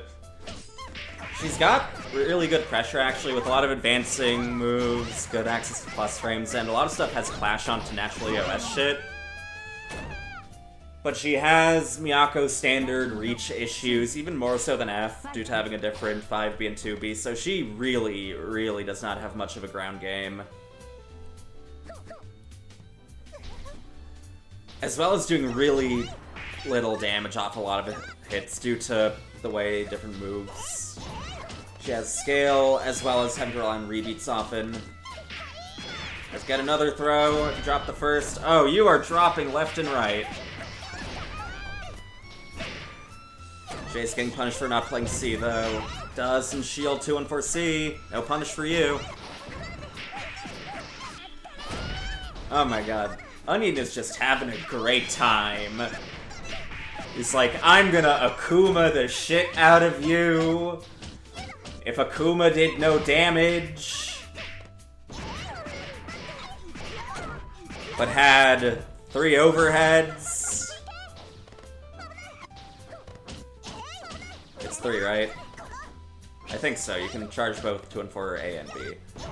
And then she can charge 5C as well.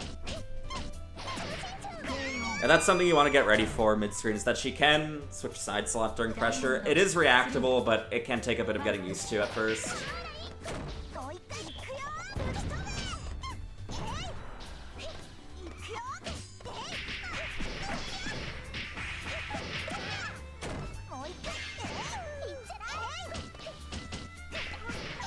Oh, just jump A's back. Onion not confident the air tick throw. Even Chase seems a little confused as to what to do here. They're like, what? See Miyako? Onion Lust? See Miyako? Yeah, my Sandori attempts would feel kind of thrown off too.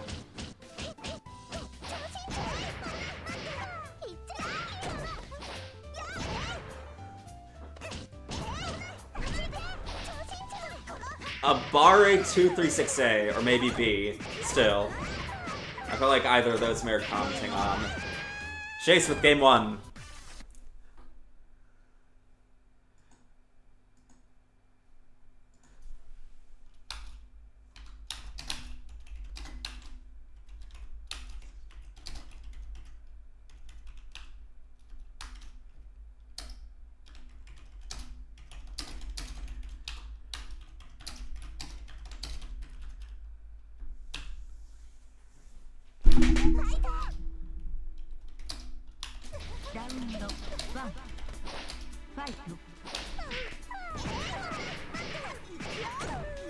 Okay.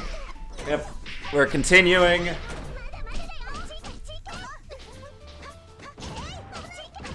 The Akumi Akko is here to stay, with very few confirms.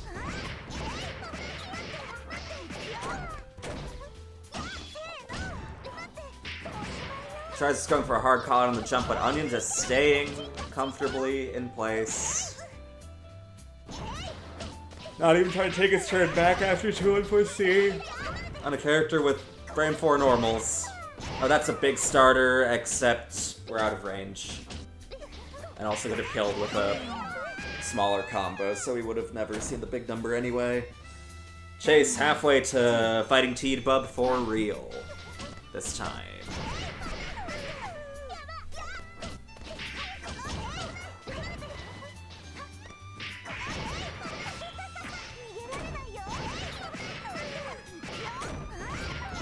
Got our combo. Tosses him to mid-screen. Tries armoring through the burst with that 2 and 4B, I believe. Burst too fast, though.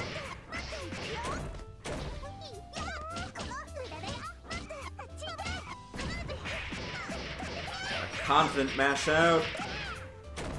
4K, that's pretty good damage to see Miyako.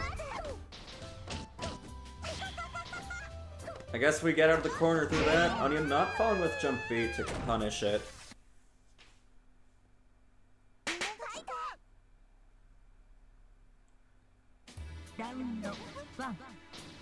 Fight. America! Into no combo! Oh, I wonder if that was a straight up punish at how fast Satsuki 2C is. If anyone was just doing shit after. Yeah, there's another follow-up after the initial shoulder strike. Shield, yes, but nope, you're not F-Moon. You can't shield counter. That DX shield too, so you could've gotten a full normal punish.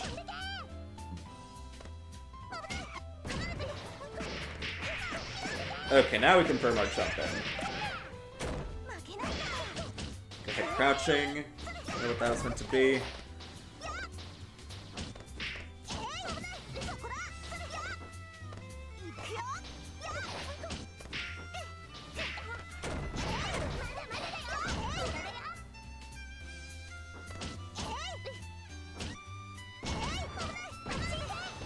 Trying to get Onion to do something, and he does another special out of the corner. I guess they're in advance. This is pretty hard to come back from life lead, unless Onion just chooses to heat to stop the timer for Chase, and then get counter hit by Charge 5C. It appears Onion was not in a giving mood. Round 2. Fight.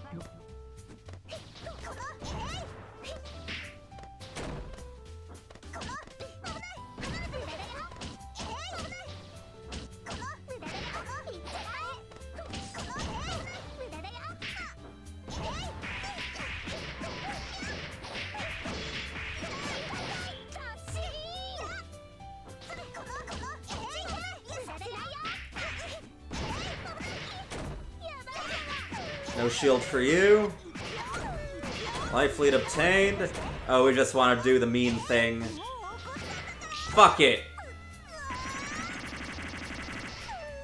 No 2B for you. Be gone. Odd air throw, but we're still in a pretty big life lead, and it's Miyako by someone that hasn't, like, really felt the character out. Tries Americaing again to no avail.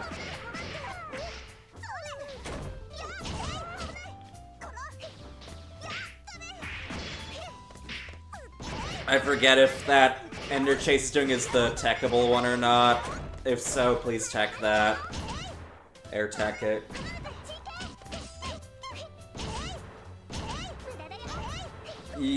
Chase just doing 2C repeatedly without cancel. That move has so much recovery and is so minus on block.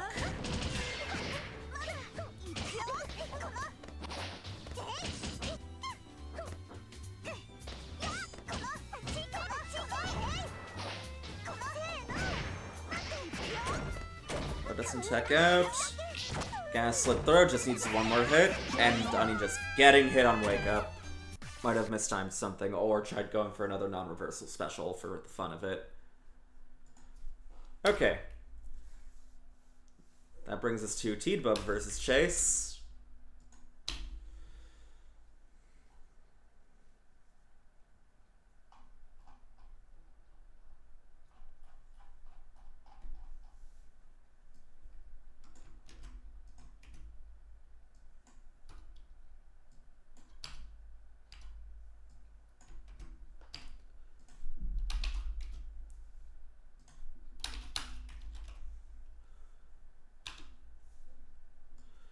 Got the Chase IP once again.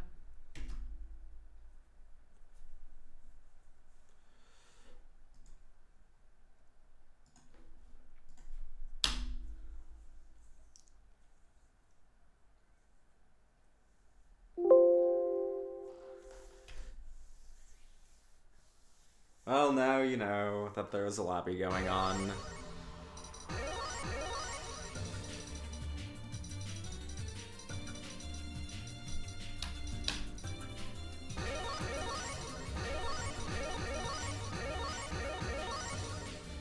Okay, presenting the F narrow this time. Might not want to deal with Hime Guts against Satsuki damage.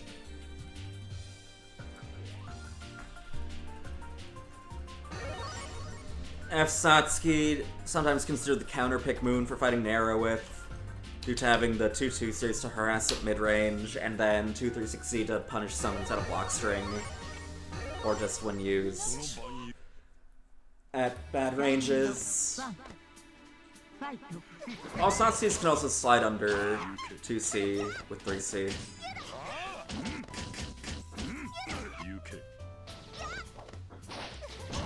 Trying to keep Chase away, but ends up cornering themselves. PC has so much recovery, though.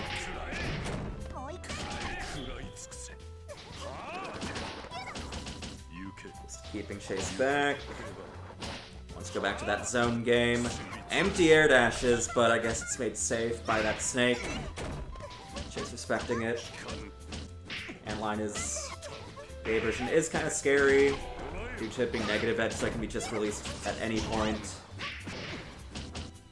Responding to the empty forward hop in time. Tries catching the air tech, but air tech traps remain a meme in this game.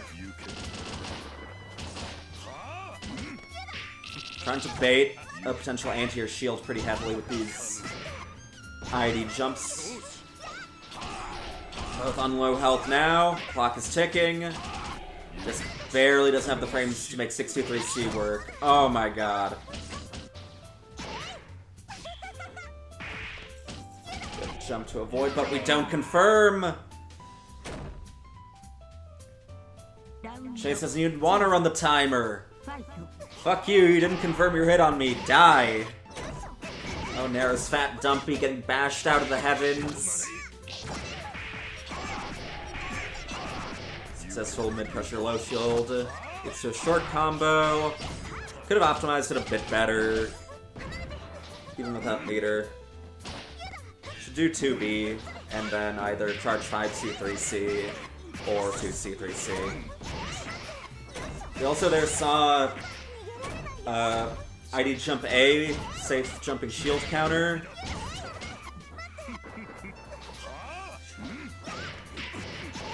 Due to not having the 2 frames of land recovery, Crescent and Half Moon characters have off of doing normals into landing.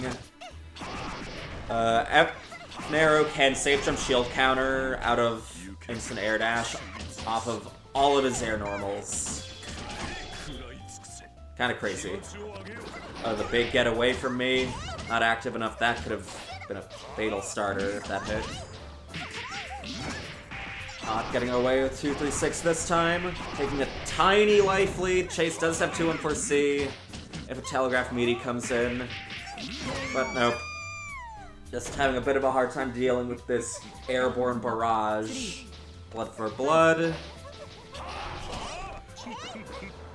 Oh, expected the forward teleport.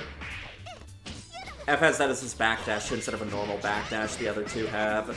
It can throw unprepared players off, but it's still so slow that it will often still result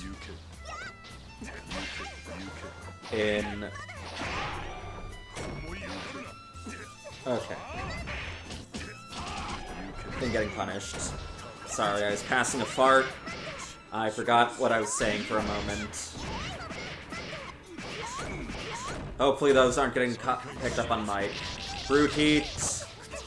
T-Flip doesn't tech forward. Could have gotten a confirm off of that. F-Nair's reversal, the bees. It's pretty slow and easy to shield. But the main thing that makes it scary is that if it trades, because it does get a hurt box slightly before being active, is that it can result in dealing around 5k. Because the bees are still active, all F-Narrow is actionable if he gets hit out of it.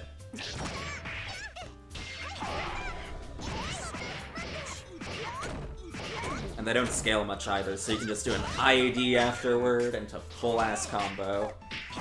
Nice jump A harassment. Oh, doesn't get the ID proper. Shield countered for their troubles. And no. a Bari for you either. Crouch hit does a little more damage and just gets hit. I'd be air dash back after it to avoid a shield counter if it would have happened. T-Bub. Not T-Bub. Chase. Halfway to taking this one.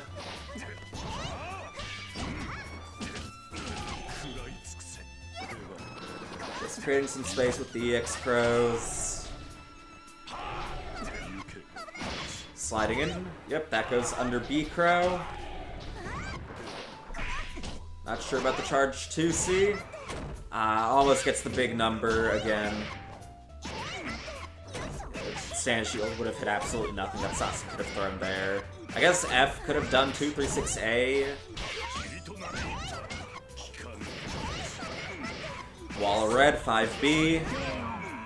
You're not jabbing that shit.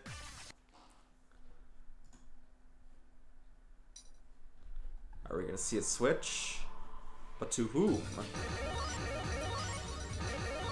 Oh god, I was about to introduce the famous T-Bub F Neko Mech, but no. Said we have the worst non-Neko character in the game. This character has severe functionality issues. Between long normals that often don't confirm into much, having horrible defense, and moves that just kind of don't really work. Her movement isn't great either.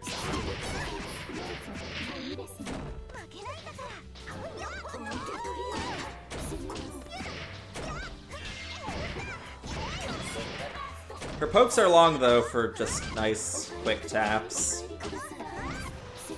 Not great though.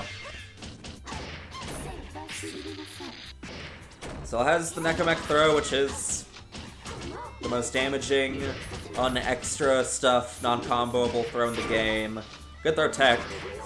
It's like Chase is listening to the stream and they heard that and they're like, damn, I can't get hit by that shit. I can get hit by that shit. We're trying to shimmy the character with a frame 5. 2 character length low. Good distance confirmed, plus meter management from Chase there. T-Bub came close to taking the round, but this character has some issues. That's there unblockable. Yeah, stay grounded, good.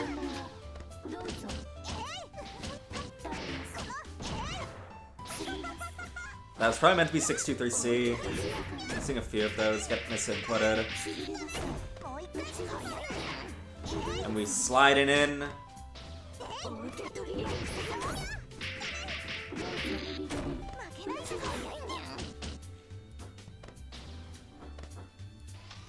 Trying to space out with those long Dalsum normals, but the moment he tried presenting a zoning option, Chase had their trigger on the 236C finger, same side. The Neko dance, that, if it finishes, that does give a 50 meter. You're not supposed to give a hard knockdown out of that throw. Please air tech it. And no bunker for you.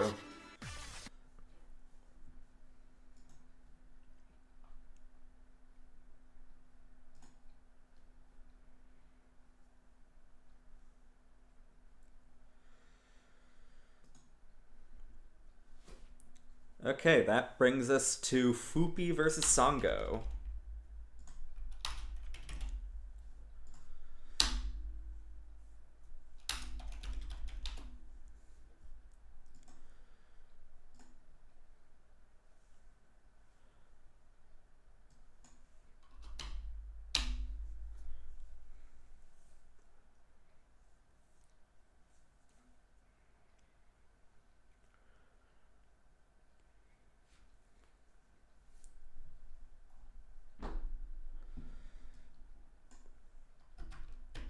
IP's up.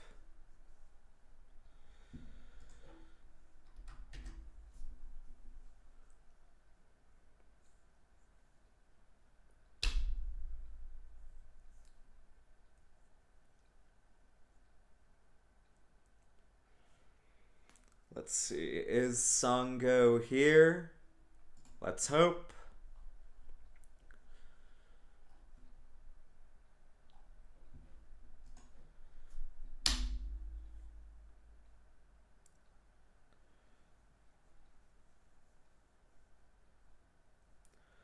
give Sango another minute or two. I'll use that time to go pee.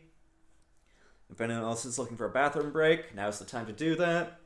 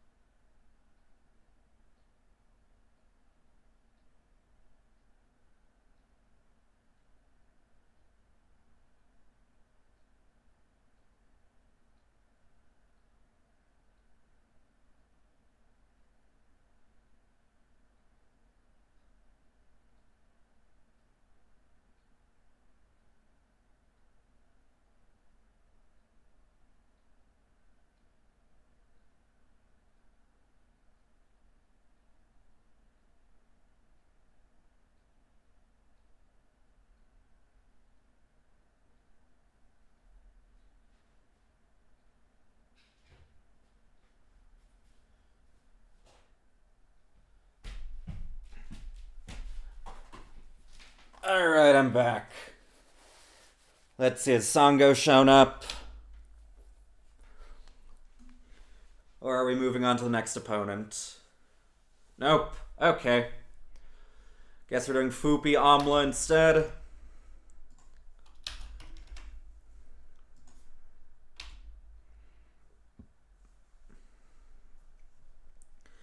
This will probably be the last Q rotation, as we'll probably be close to 4 hours by the end of it. But we'll see.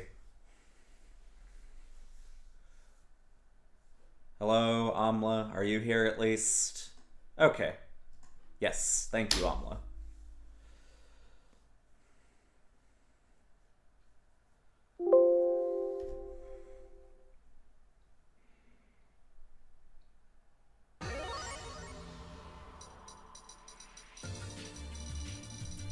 Okay, nice immediate entry.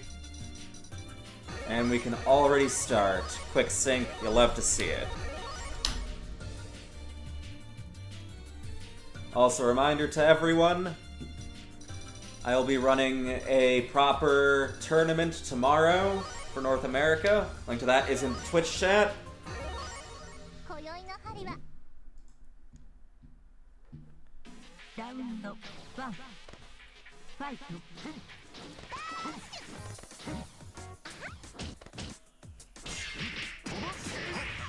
Okay, good 5D, 5A. Off of me. Opting for the...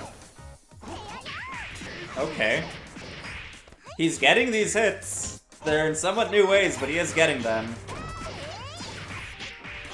That's how he deals with Amla's offense, though. Yep. As I almost fought this character enough to know some of the knowledge checks, as well as the 236B ender.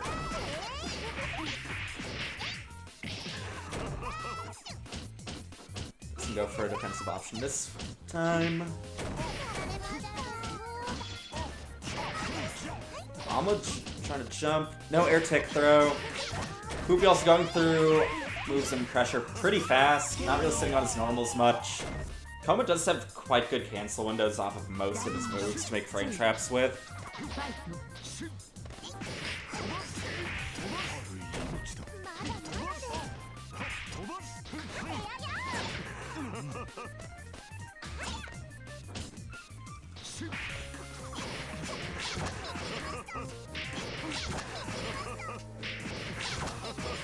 Do we finish our food?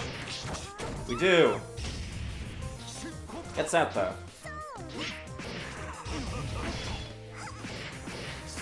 Wonder what Alma's trying to press there.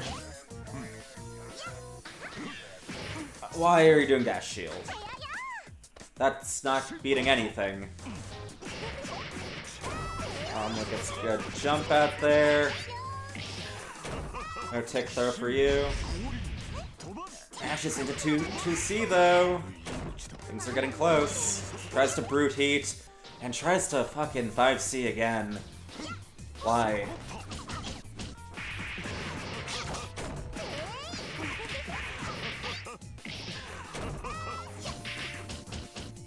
Ah, no confirm. Oh, just wants the bunker, wants to assert his turn for as much time as possible during the final few seconds. Amla with game 1.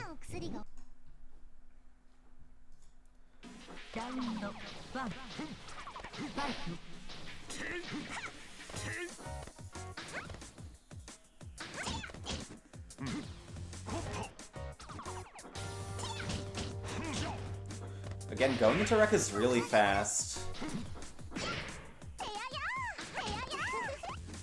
Poopy not even really getting a chance to present the command grab. But how they're kind of just treating pressure more as a button filler than some chance to actually assert your offense. But Alma's been getting hit an alarming amount. And gets punished again for trying to go 2-3-6-C too much without having the execution clean. Yeah, just tries going for the jail, realizes he can't get a proper punish that time.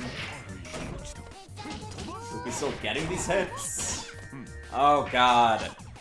These 5Cs.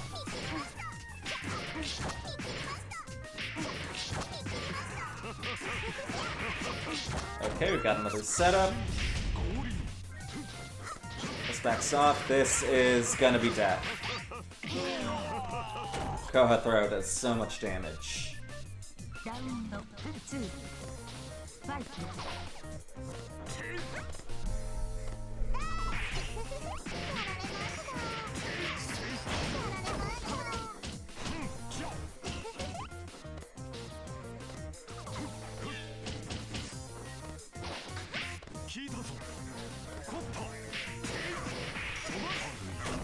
Doesn't even put a jump C at the end of the air combo.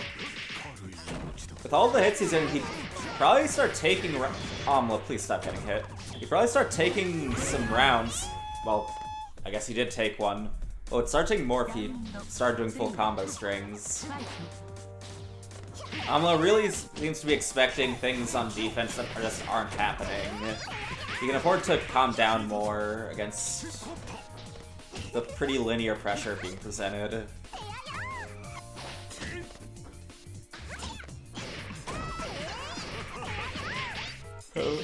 Kohaku sweep, very long, gotta watch your feet.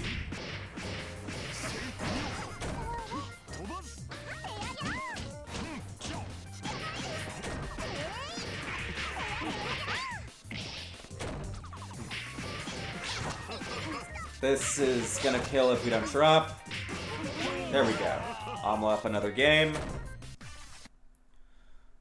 One more and he gets to fight Sane again.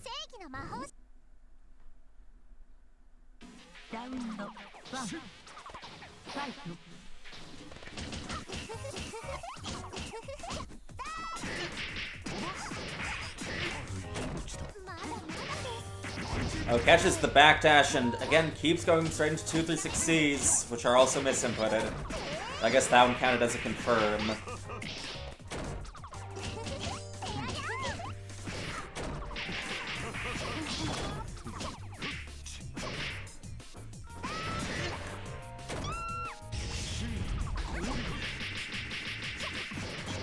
Oh, good armor jail.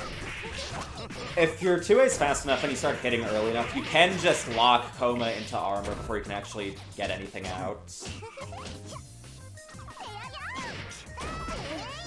This isn't quite gonna kill, but one more hit will. Try slow shoulder. Is he mashing that to reduce? Please don't do that. On match point.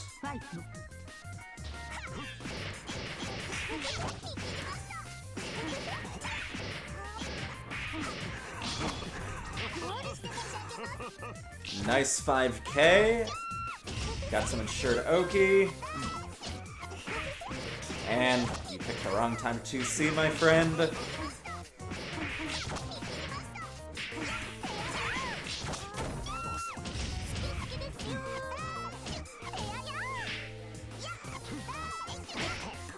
And 5C, mostly whiff, kinda gets something for once, but then gets followed up by Onage right after. Doesn't punish 623C. Kinda surprising. Okay, we got Amla versus Sane now.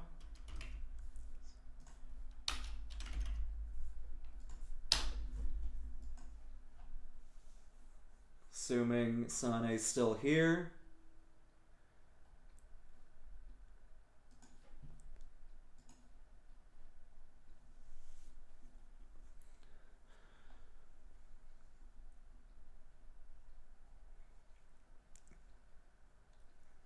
Let's see, is Sane playing again?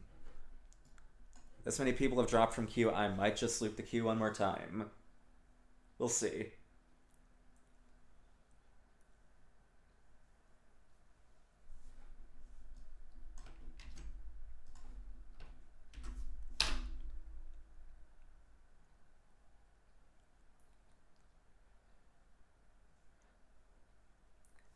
Almost got the host up. Let's see if there'll be a connection or not.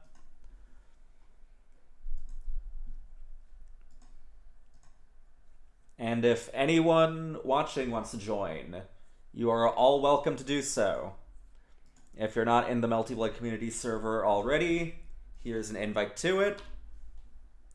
Just at me that you want to be added. Could do it in any of the channels. Or just say that you want to be added in the on-stream casuals channel, which is under the server events category.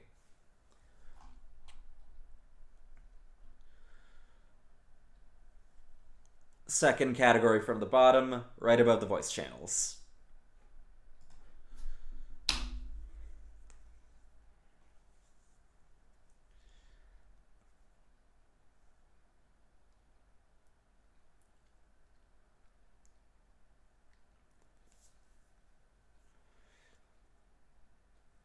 Okay, we still don't have a connect. Let's give Sane one more minute to show up.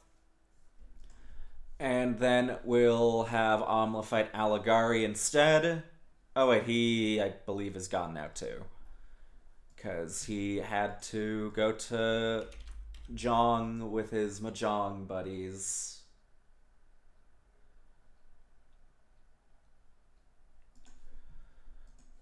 Guess he'll fight instead. Who would be next in the queue? Aya.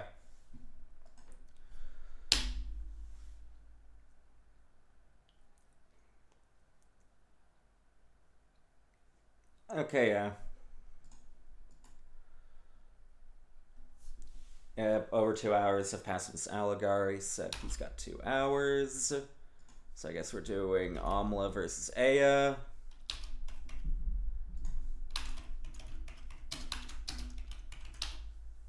Oh, never mind. Or did they just connect before I even did the... Okay. Just on top of it. I respect that. Thank you for being quick on the draw. I'm tempted to just give you a win out the gate for that.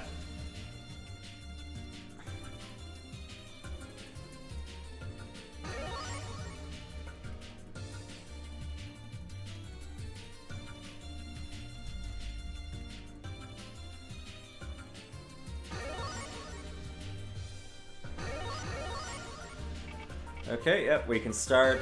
We quick synced. Trying C Nania this time. Got a bit more Oki access to potentially abuse H-Moon defensive issues with. Trying to find their way in. But making the gap too wide, giving Alma one of those back hitting 2B confirms. I'm gonna assume that heat was not intentional, but it did give us a combo. Not even going for the 2 and 4A ender.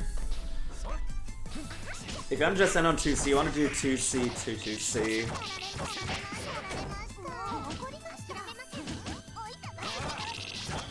Tries low shielding, possibly to really proactively do a throw tech OS. But gets smoked by Charge 5C for it, and does not have the punish timing down for blocking 2 and 4A. If you time it right, you can throw that with the only thing Nania can do being to tech it. You can get a guaranteed throw punish if you EX guard, but H-Moon obviously can't do that. Someone just didn't quite succeed the execution check. Good meter management. What's the Oki?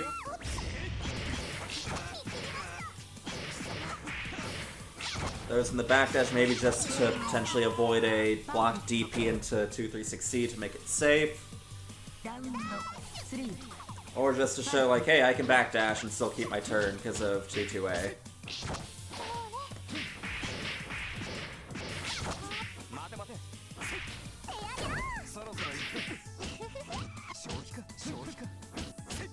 Okay, round of peace.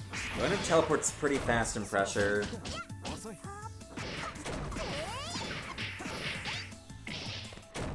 The 2-2-A teleport, the one that teleports Nania forward, can sometimes catch backdashes if you don't use any of them mid-screen. Okay, what's the mix? Pretty seeable. TK fastfall, same sign due to not getting close to Amla first to make the side ambiguous. Tries doing empty jump something, but Fuzzy 5A will take care of that. What is with these jumps and pressure? Oh, if he finishes this combo, that will be death. It is. Amla with game 1.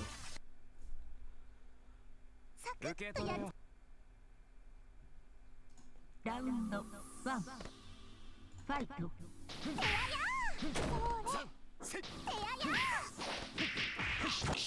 Or just taking advantage of Amla thinking he's in hit zone to just take the other side, I guess. Kinda risky.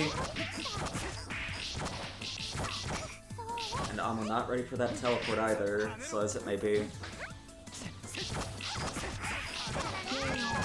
Okay, Aya with another round. Pretty dominating this time.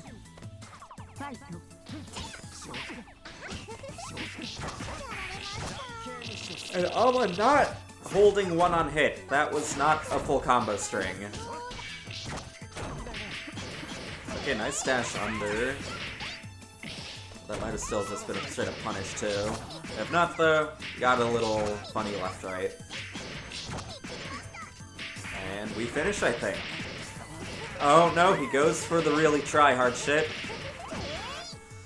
Still works out. And we don't tech out right when we need to do so most. Amla halfway to taking it.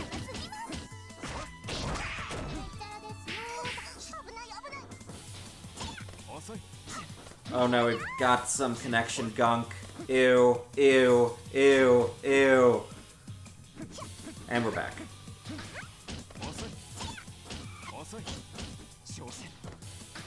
Me being a 5-year-old fixed the connection. Y'all are welcome.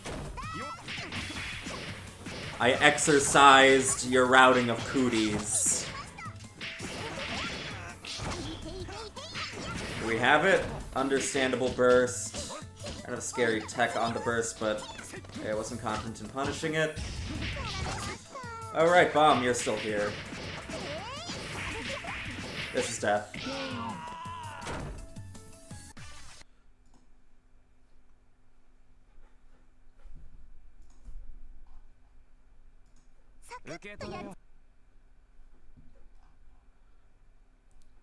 Round 1 Fight!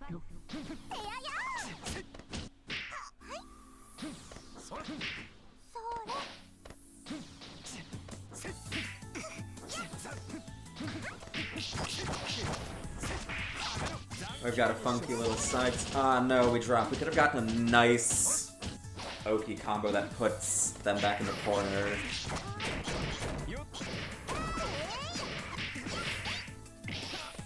Nope, instead it's almost turn again. We are getting hit. Maybe we didn't time DP right with our wake up. Maybe we just wanted to mash 2A or something. Okay, bomb combo. Do we have those? Not quite, but we don't have those either.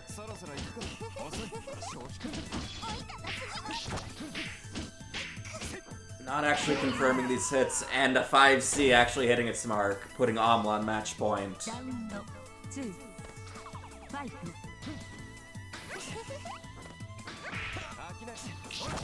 Counter hit. And a little too comfy swinging that move. No dash for you. Oh, doesn't check out against the drop 63A attempt. Big combo. Does not want to get hit by that shit. Or risk combo dropping. Quick Oki confirm. Now what the fuck are you doing? Oh shit, I'm getting thrown. Classic. Why are you 2Aing there? Maybe it was 63A misinput. That would have been actually pretty decent to use there.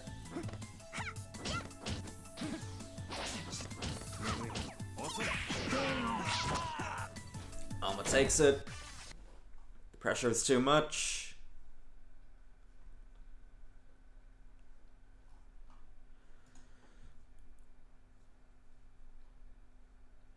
Bringing us to Apples versus Marissa.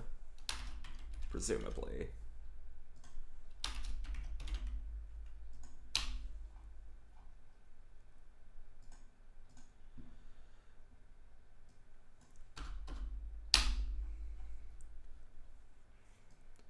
We do have the Apple IP.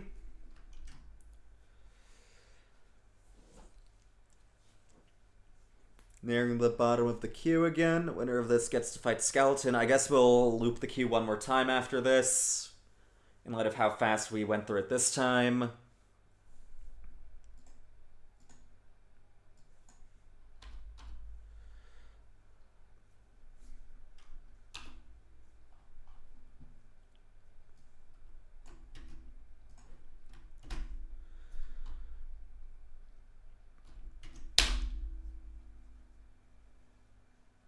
Kind of weird seeing the increasing likelihood of NA's 3-rep queue likely having a shorter stream than Europe's, but whatever.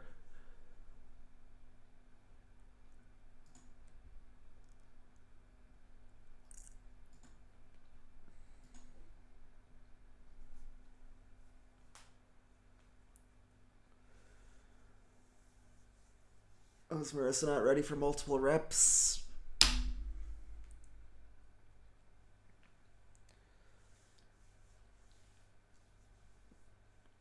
Oh, they're here either way.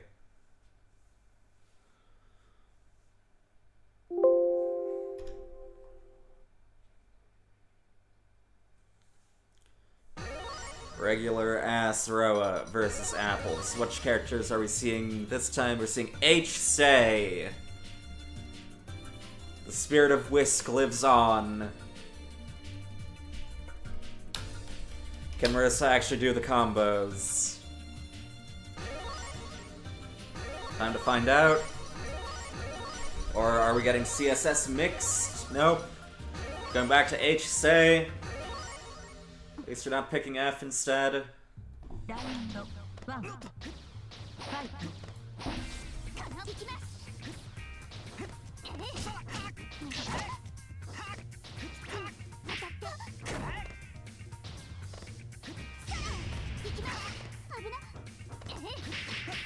And we just rush in. Oh, we're just doing fart and shark combos. Speaking of combos, Tono's DP can give you those on counter hit. Nice hover to beat the shield. H-moves can't hold that shit. God, she's so fast. And this character's got a lot of plus frames. Still won't save you from backdash mid-screen though. Especially not Tono's. Nope. No shield, so no punish though. Ursa might not have been expecting to be in contact with it though due to the height they were at. And respecting the 236A in pressure, that is -5. Apple's drawing first blood.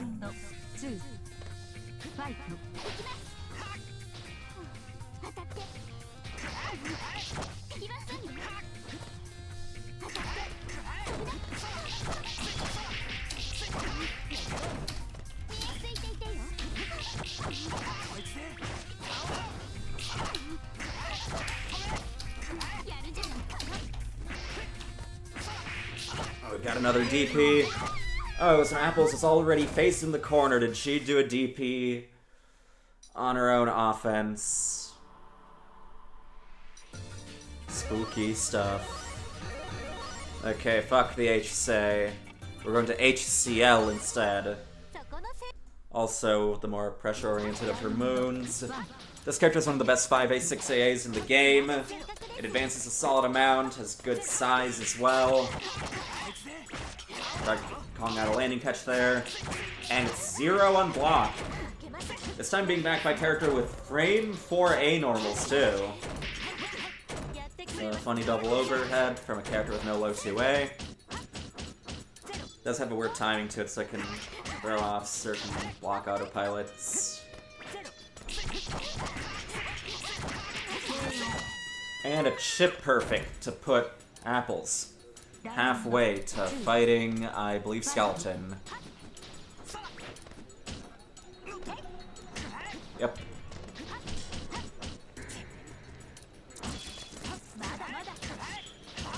Zero? No hover jump for you. I agree with not bursting there. Not much damage, and we don't know if Mercer really has much offense down with this character yet. That dive is not hitting anything, and I don't think that has any invul either. I guess it was meter management? A little bit? Okay, do we have this? Okay. That scales really badly, but it looks cool. Maybe Marissa's got HCL basic combo number 4 down. Just hoping. And here 2B, that is a decently not high-hitting anti-air. It's had a little bit of clash on it. But it's still pretty good. Spot dodge, that doesn't really do anything.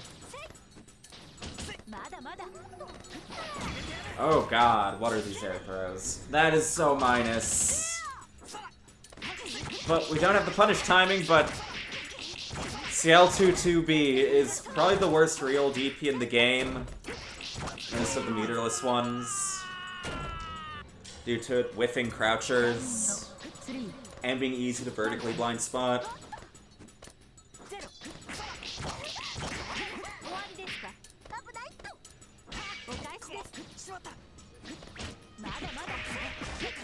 Yep, that is a lot easier to punish with CL's 2A as well, due to it being frame 4, and you're pushing yourself so deep, its low range is not an issue.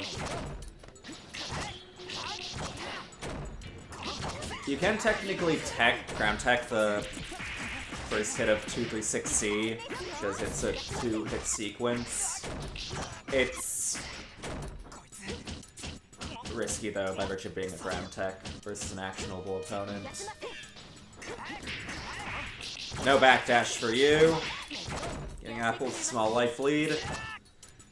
And a violent jump 2-2C. giving her game 2. Are we swapping characters again? Nope. Believing in the HCL, it took a round. Rounds into games. Rounds into games.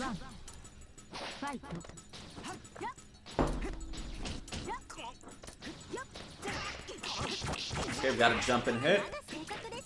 Tono's got some jank height control, though. And just don't jump forward at all this time. Nice anti-air DP, though. Winani in here. Real deep dash sniffs out the crouch tech. Why are you IAD air throwing? Another deep dash works well with 5B. It sweeps crouchers, though, which Marissa didn't seem ready for. Actually, didn't they combo into 2-2? I assume that was a misinput. Oh god, why? That is so... I don't know why so many people in this game do IAD or jump and air throw.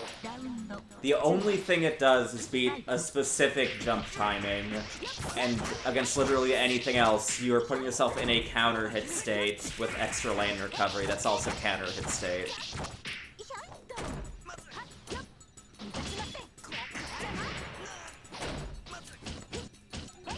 Okay, does delay air dash jump A, which isn't an overhead, so even if Apples did crouch early, she wouldn't have been hit by that. Oh no, 5C whip, that's scary. 2A wasn't in range to punish though, so we're good. Safe heat. Oh, doesn't have the height, but gets DP'd out of an air tech back throw attempt when the opponent was grounded.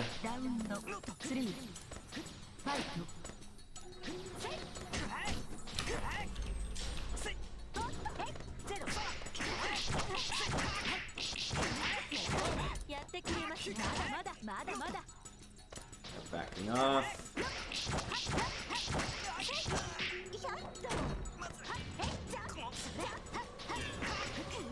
Trying to go for another really goofy rising option that gets punished. Apple's remaining pretty consistently calm against Marissa's fairly high-risk air game options. Got a nice knockdown. Overhead hits. 6B does have a fairly subtle animation, according to a lot of people, despite having a charge flash. And Apples takes it with a 3-0. Getting to fight the top of the queue again.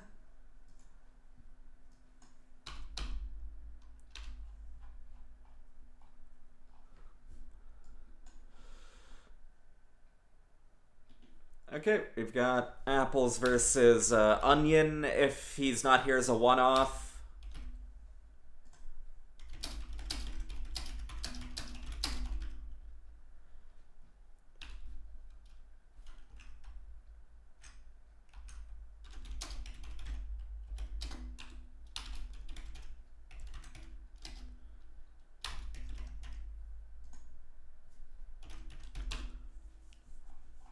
This will be the final queue rotation.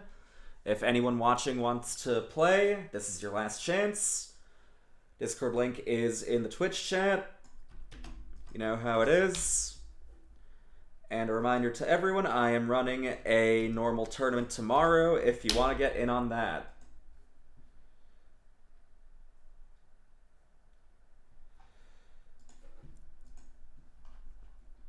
Let's see, is anyone connected to Apples yet?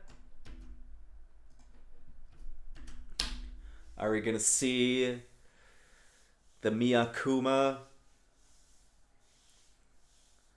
Or is Chase getting to play again against one of their longtime opponents?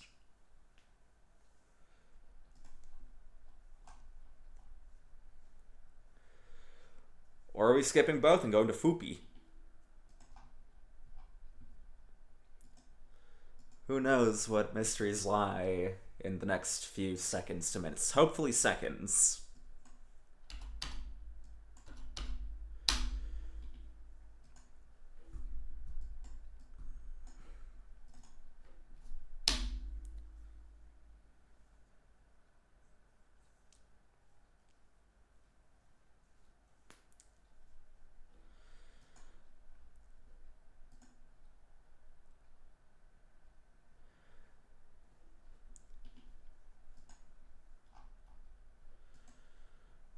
Okay, it appears Onion is not connecting. So I believe that means we're doing Apple's Chase.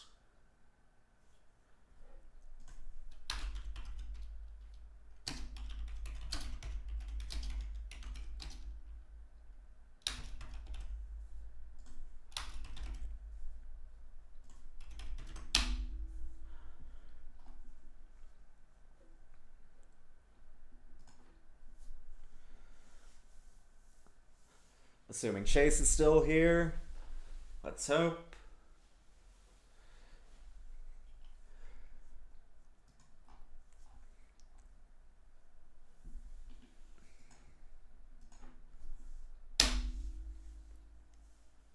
Trying the IP.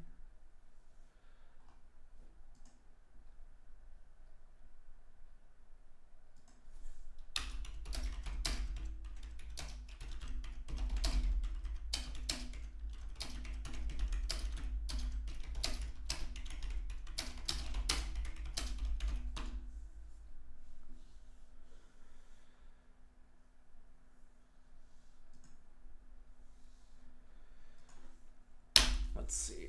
Is there a connect?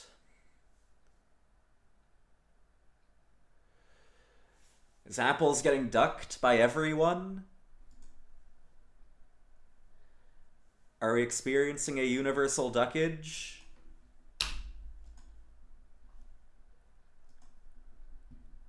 Oh, nope, Onion's here. Okay.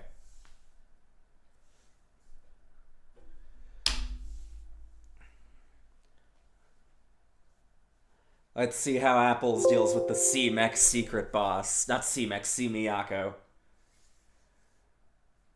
Or maybe Onion will play C-Mech now. Who knows? He's got a colorful assortment of characters he can pull.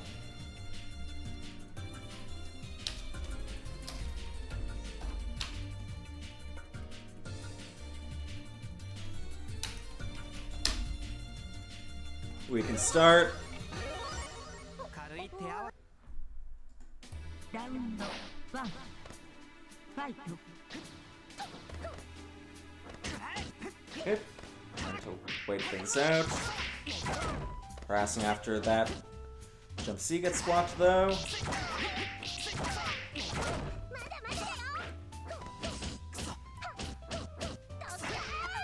And just gap DPs Onion's less than tight pressure. We just rising jump C though, but we're not quite used to this character's combos yet. This will kill. Yep. Round 2 fight.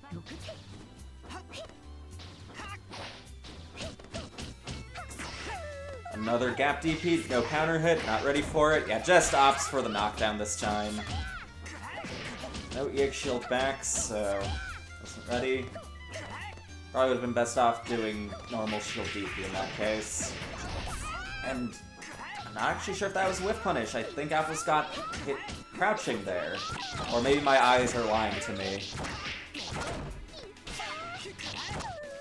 Okay, nice evasion of the bunker. Needs to spend meter to get anything off that. Nice representing of the air reversal though. Punish the overtly hard chase.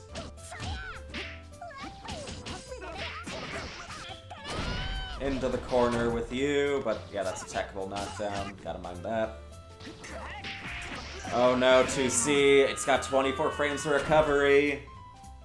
Time to die. 3 fight. My throat is starting to hurt from commentating 3 to 4 hours events on my own. 2 days in a row.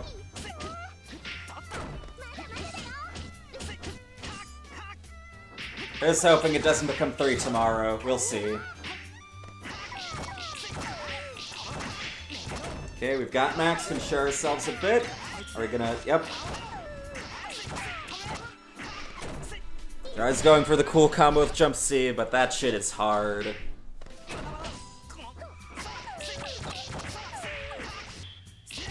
This still won't quite kill, I don't think. No. If only he had the final DP follow-up off the Air series, like Lumina.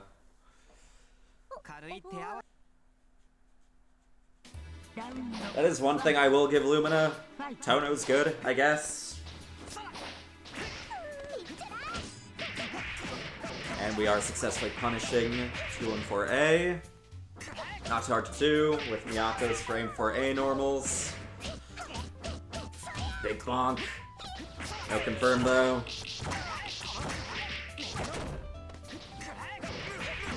Oh no, you got hit crouching. Might have been trying to buffer DP, but didn't get it in time. Got that hard knockdown, and then we just backdash.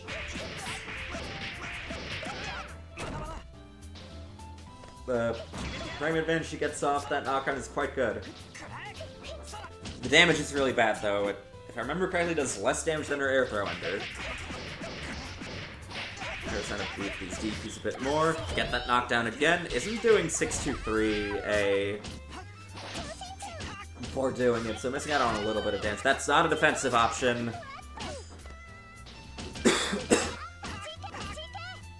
Alright, waits it out.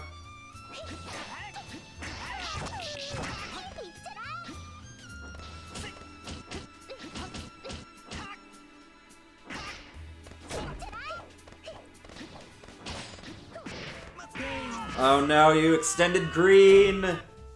Funny Melty clip happened to you. They're gonna put you on Twitter for that.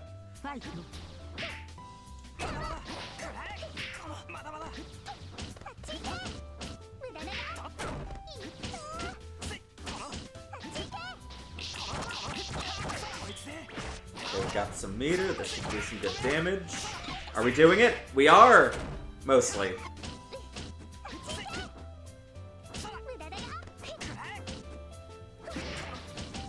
Confirm again. Miyako limbs, so stubby. Barely even limbs. More like little nubs. Fuck off of me. I don't even want to consider the possibility of you punishing my ass. And trying to do it again to no avail. Nice anti-tier DP though. Putting apples at halfway to resetting the queue and bringing me closer to either eating or going to bed or playing Jackbox with my friends. We're over here now.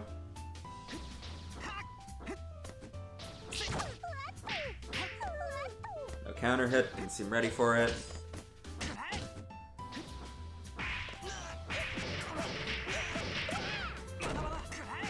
Oh no, why are you wake up 2C'ing?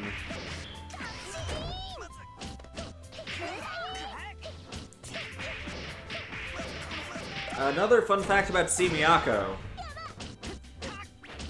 Due to her unique Air Special series, the Jump 2-2 series, she's the only Miyako that has a confirmable fuzzy. You can do Jump C, Deep Jump C, Rising Jump C, Jump 2-2C to confirm.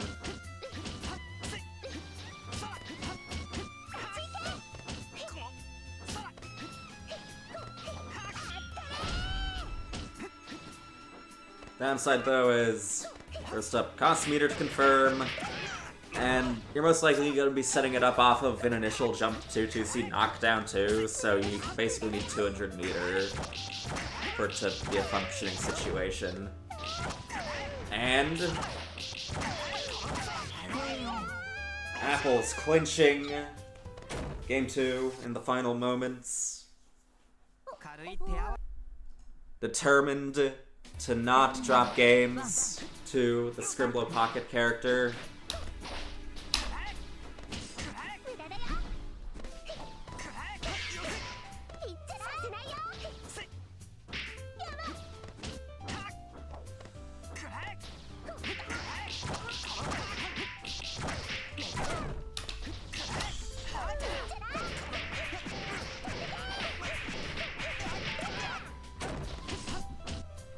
Oh, we've got a newcomer, the Puke Soul, in parentheses, Ping Ifwara. Never seen you play before, look forward to it. I'll have you up right next.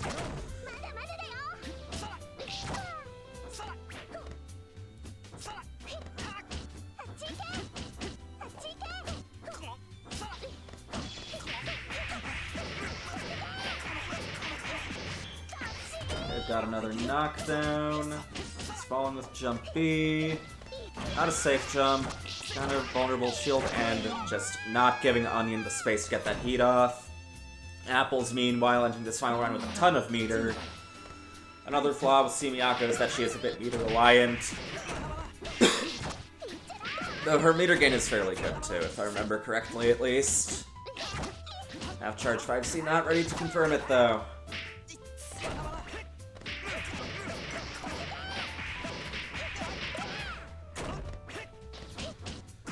Doesn't quite get the DP punish. Slowly whittling her health down though. Into the corner with Gyud. Throwing off all the B normal tick throws. The main normals Tono has with notable cancel windows.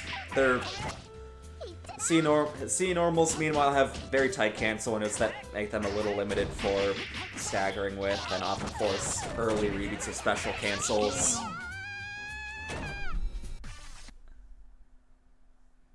Okay, Apple's taking it. Next up we have Chase versus Soul. Winner gets to fight Fupi.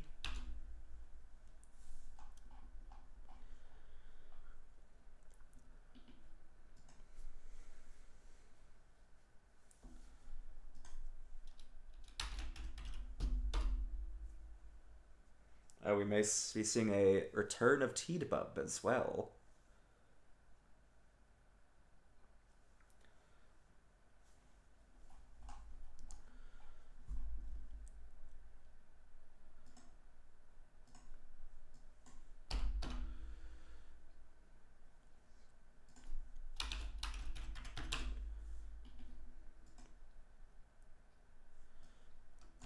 Okay, we've got the Chase IP.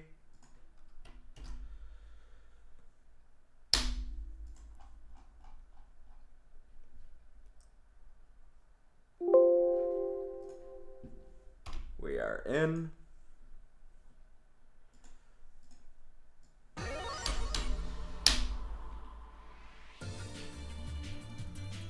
And we've already synced too. We can start. Winner of this gets to fight Teed on their return.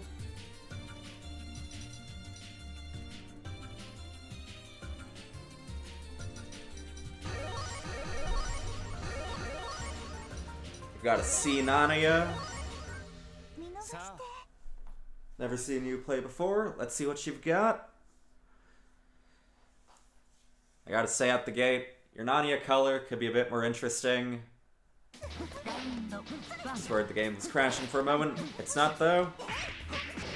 Tries getting a low profile anti-air from behind, but jump B, very active, quite good disjoint. Not downwards, but horizontally, and we can still beat some low profiles, as we just saw, I guess. Oh no, that's not something you want to do in pressure. Got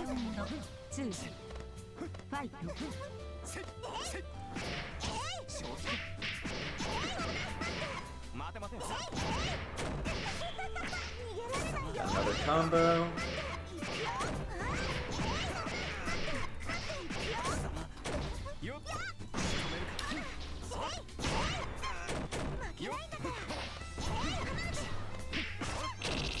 Does an empty mid on your 2As and a low. Hits anyway. Might have just been a punish, I'm not sure. I was looking away for a second.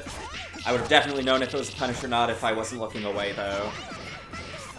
I know my fucking frames, motherfucker. Okay, Chase with game one.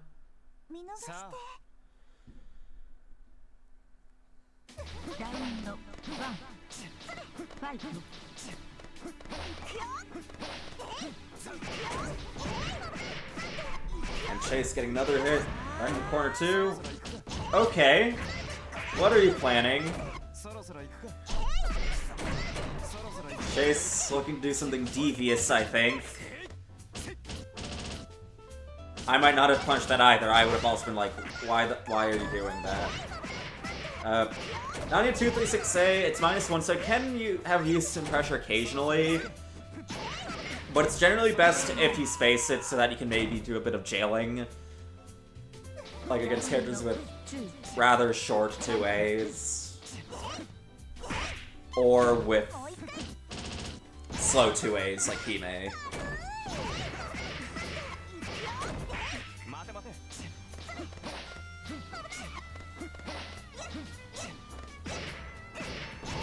We're 2 and 4 Aing across the screen. Okay, that was really slowly reacted by me.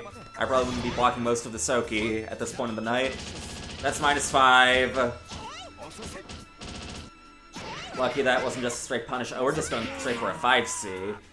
Jay sensing this play might be a little newer and just wants those big hits. Okay, swapping. Wonder who it's gonna be. Okay, we've got the H, Akia. Haven't seen Chase on this character in a little bit. Interested. And Mr. Ping Ifwara is getting pinged, I guess.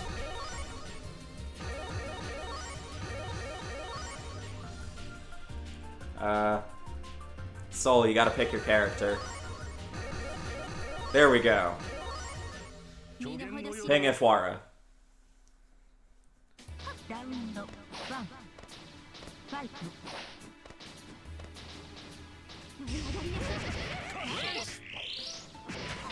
Oh no, you crouched early. You're gonna take 1,000,000 damage if Chase doesn't drop. Usually the neutral here can be a little awkward for Akia due to her being rather slow, making catching her a little hard. Especially when he can out-button her at a lot of angles too. Don't tech there. Oh no. You're mashing too much. Soul, if you watch the VOD back, you might want to practice your combos a bit more and check the wiki for the frame date on your character's pressure.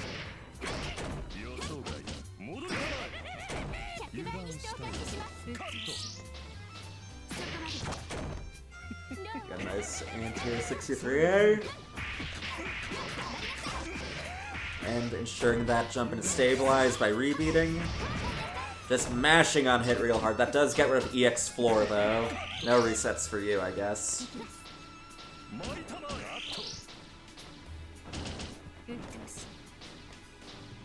Chase just waiting.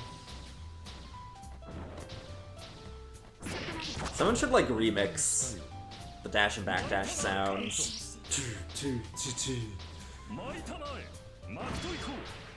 Chase is just vibing. They're on set point. They just need one more round.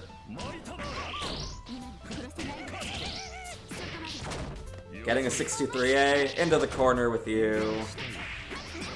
That's gonna kill if we don't drop. Actually, will Warrigat save us? No, drops will save us. Chase moves on to fight Fupi, though.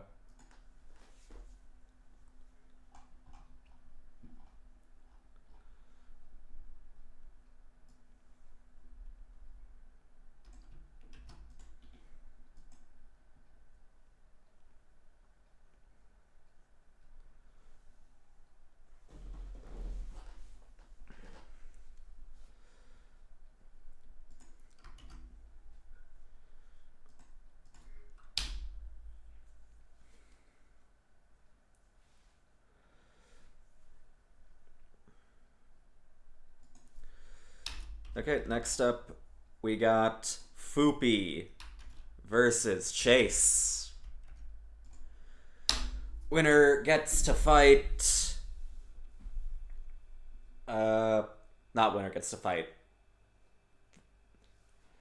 Fupi, if he wins, gets to fight Teed. Otherwise, Teed Amla will be the next match, assuming no one else joins.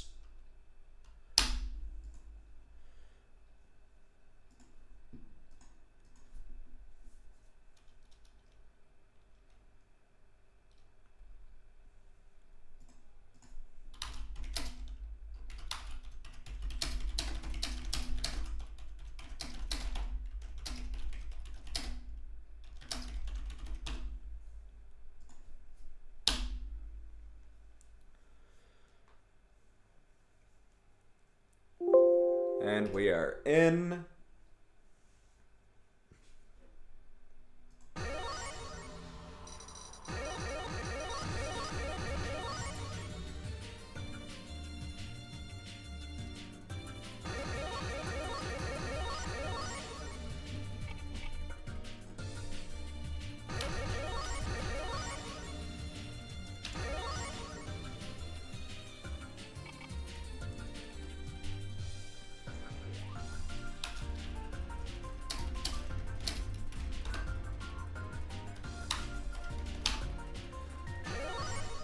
And we've got a new face joining the queue again.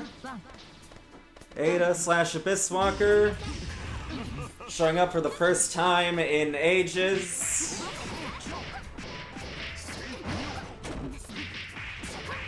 But first, we've got Foopy64 versus Chase being mogged by frame drops on Achakia.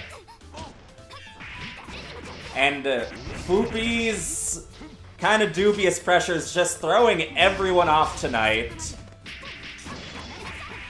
Everyone's like, what? What's this? You can't do that. That's illegal. These combos are looking really illegal, too. Not ready for the land scramble, though. Into the corner with you. Floor time, OTG. Manage that meter. Put the orb on him. 2 jump A's. That's not really mix. Because that jump A is a mid. But hey, it aligned the stars for you to win the next interaction. Nice.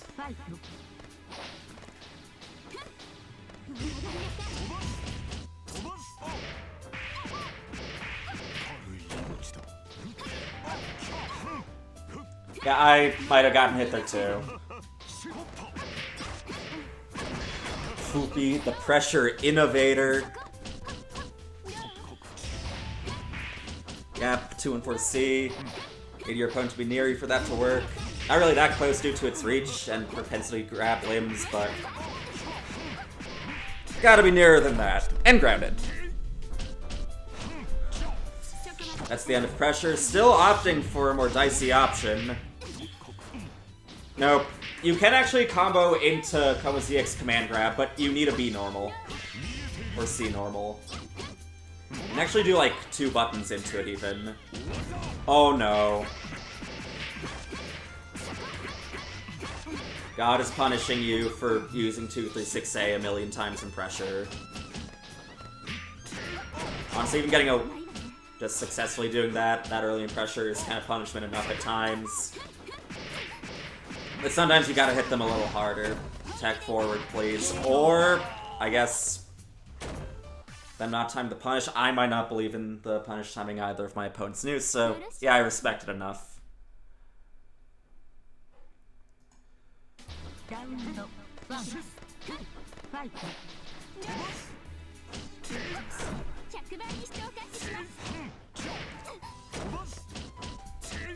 You know he's gonna do the ender. No reason to mash after the first 236C.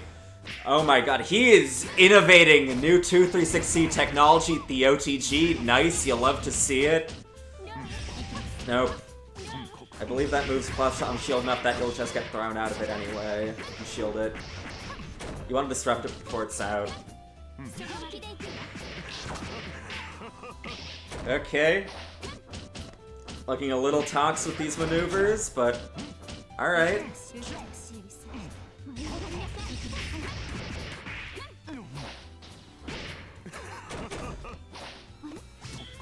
Oh my god. That wouldn't even have punished. If Chase didn't press a button after whiffing that air throw. Okay. Chase halfway to taking the FT3.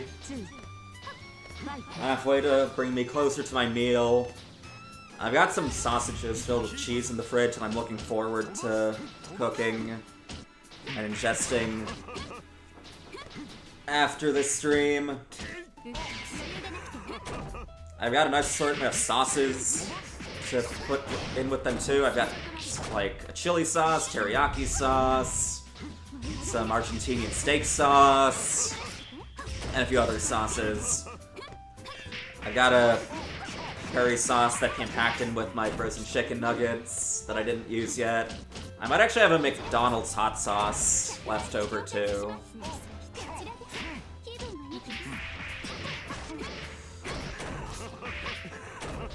Oh, that. We got another showcase of another 5B that was Crouchers. Akia 5B. Gotta route your combo a bit when that happens. Foopy, presenting the command grab for the first time all night, I believe. That is the long-term conditioning right there.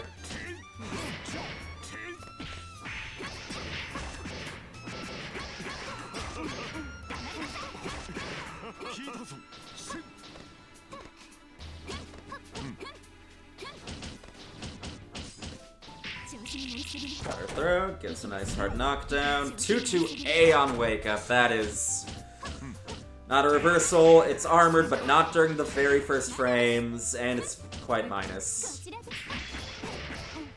Only one frame of armor, set times. Okay, good throw tech. Realizing that that wasn't the safest of 2-2-Cs. We're presenting the command grab again. Foopy the conditioning master. Landing all the command grabs perfectly now. Keeping all his pressure tricks up his sleeve until the very end.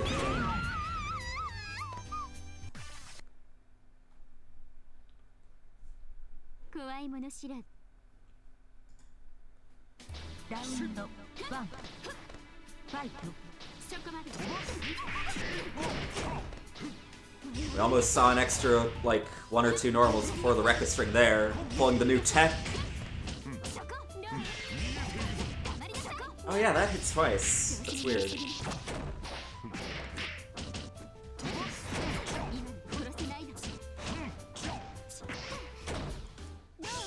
Okay, Chase being a little more patient on defense now, realizing that Foopy's pressure doesn't need too much.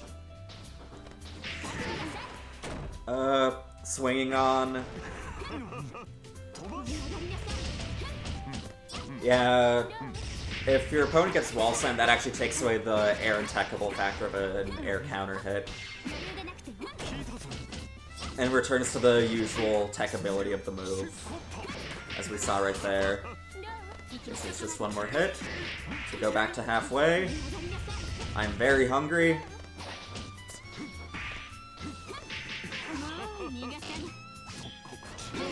Oh.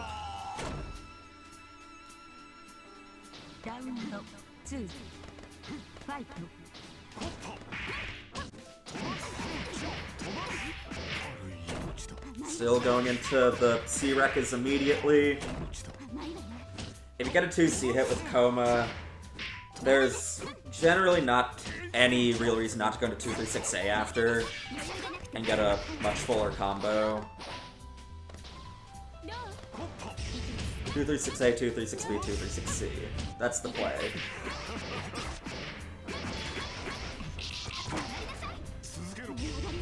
Gives you a solid amount of extra damage, brings you closer, does it all.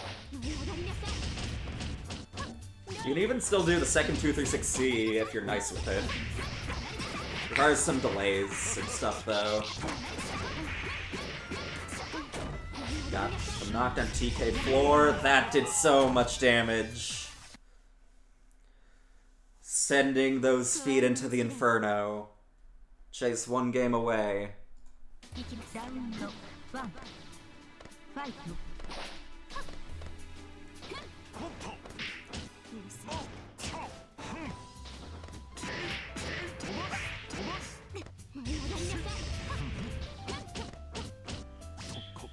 Oh, 2 BBB. One of the most telegraphed overheads in the game. Bakia has it too. It's a really funny move to land though, even though it's not great. Dab on him. Oh no.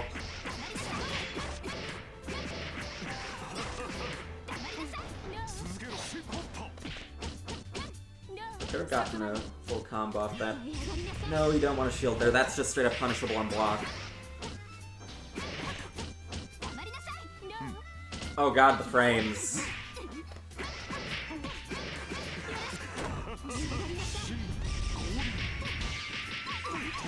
Okay, at least aware of what's fastest during the armor. And present shield instead to deny the imperfect jail. Chase still on match point though. America! Hate that place.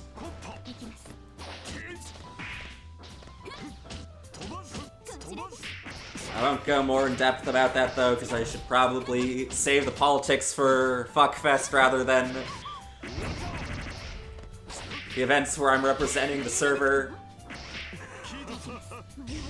Reminder though, if you want to get in on me, Death to America posting, remember to tune in tomorrow for Fuckfest Netplay Tournament number 45. Sign up is in the Twitch chat. And even if you don't want to sign up, even though you should, there's also always the option to watch it and see me, hear me speak. Okay, next up we have Teed versus Ada.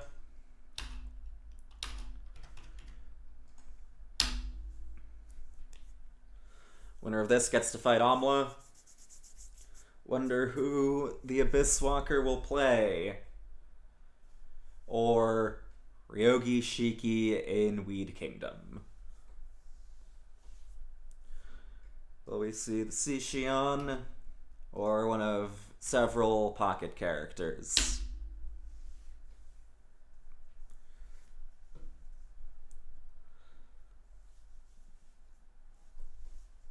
I know these two have played each other a decent bit. So we might see some player matchup-isms. That should be fun to see, hopefully. Will we see a round start, gold air throw handshake?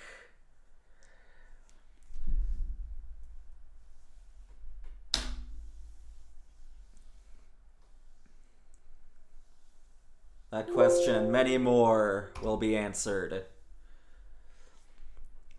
Spectating, I can fix her, I can fix her, I can fix her, I can fix her, I can fix her, I can fix her, I can fix her, I can fix her, I can fix her, I can fix her, I can fix her, I can fix her, I can fix her, I can fix her, I can fix her, I can fix her, I can fix her versus Cheat Pup. Okay, we are seeing the main. I went the entire previous rotation without coughing. Thank you for refreshing me. Greatly appreciate it.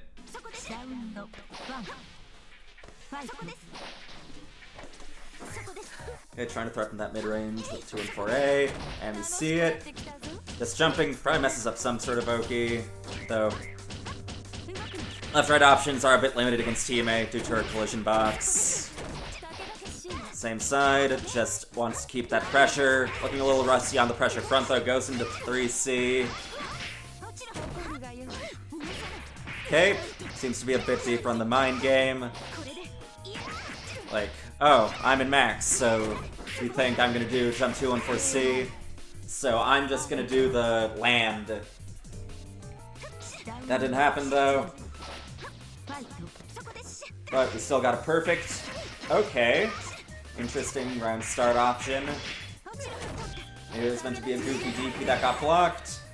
Yeah, we ensure our overhead, keeping things safe. Gun is plus as fuck at that bullet count. Mashing DP to reduce. Please remember that you can air tech the vast majority of DPs. No need to ground tech and make yourself punishable. Oh, we've got that awkward mid-range situation. Guys versus 2 and 4A. Deep face bashing with 5C. Its recovery means it's a little hard, if not impossible, to link. Do some counter hit off of it though, despite the high counter hit stun. Blood for blood.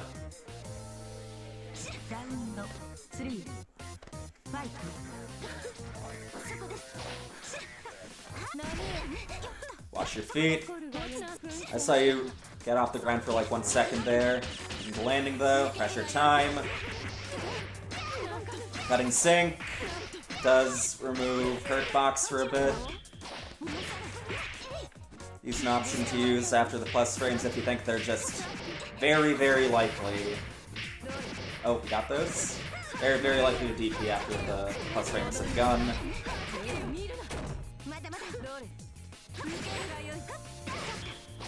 Oh, air tech. Low to the ground into ADP. If I remember correctly, that's still not a real DP, even in the air, but it's fast, so gotta time your shit well. But if it's frame for it, might still just work. Against checks, if you do it off of air tech back. Okay, good, making that safe. With the flight cancel still, find yourself in the corner.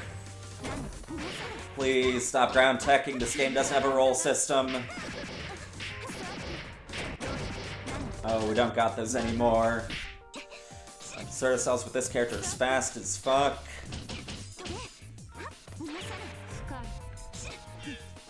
Accidental 3C, I think. Don't chase him down. The slow one, calling out that slow-ass Hime jump. Probably want to cancel that 5C after the first hit. Maybe go for a gaslit low into 2A. Because at that point it's slow enough where you might think you're blocking an overhead. If you have charged that move, and then you hit him with the low 2A. Melty's got a lot of mix-ups like that that are like technically not real, but can find a lot of success and they'll make you feel really bad for getting hit by them. Of like, charged move, or half-charged move that's not an overhead into low. Because you're like, oh, this is like startup. I should block high.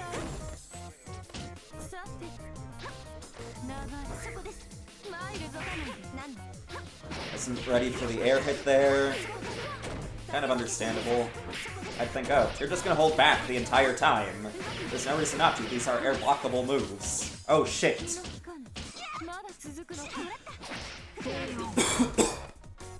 That was unblockable.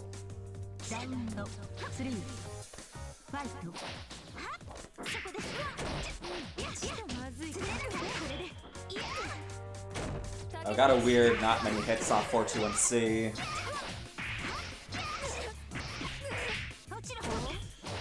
And now presents the meter tech chase, where Tiba probably wasn't expecting it to be used because it would cost all the meter in the world. But who needs meter when you're on one confirm away point? Unless you get peeled. Oh god. Please stop ground teching. You can air tech. Remember, you can air tech. Mystic Eyes, not a safe jump perception. Brings Abyss Walker to 2-0.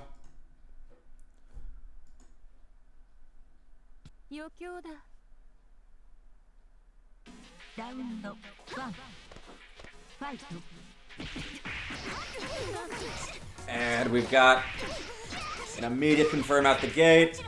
4.5. No 6B for you. Has been disrespecting those pretty reliably. T-Bub finding themselves on pretty considerable life discrepancies over and over. Abyss Walker looking rather rusty on the pressure, not used to these Xenos pushing out so much. It's probably across the DP, I hope. Or maybe it was just goofy bullshit. T-Bub takes another round though.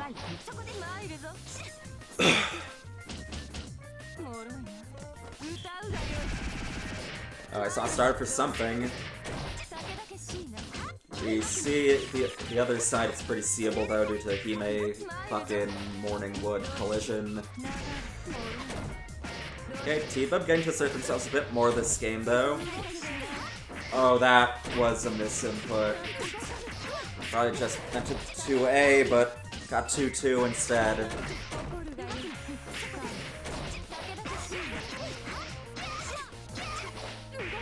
This is death. Hear myself as low as fuck, see Shion shit's damage.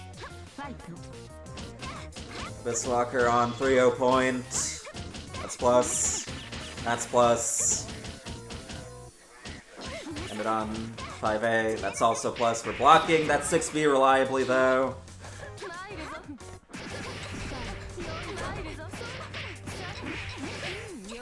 Okay, starting to abuse the somewhat telegraphed 2 and 4A usage.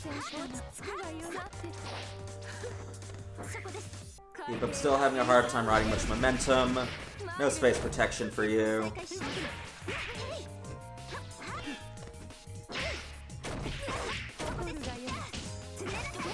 Now we've got the 6B hitting, though. Pushed out again. More confirmed can kill here.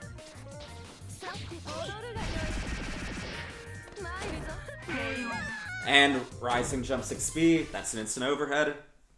Unreactable ass shit. Teedbub on the board. So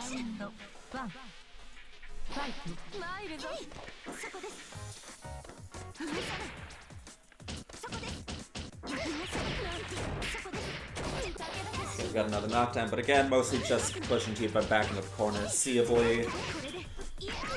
Wonder if that bunker was intentional, or meant to just be a shield. Or just get out and mash out. Fuck it.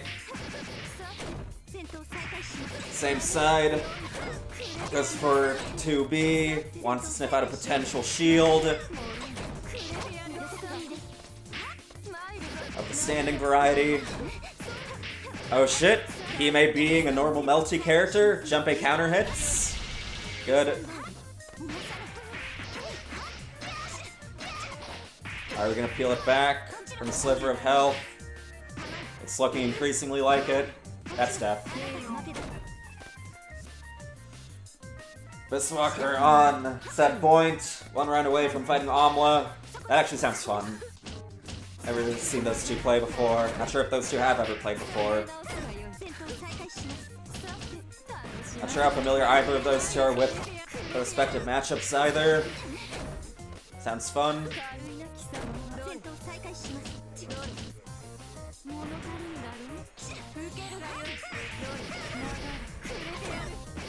I wouldn't mind Teedbub winning either, though.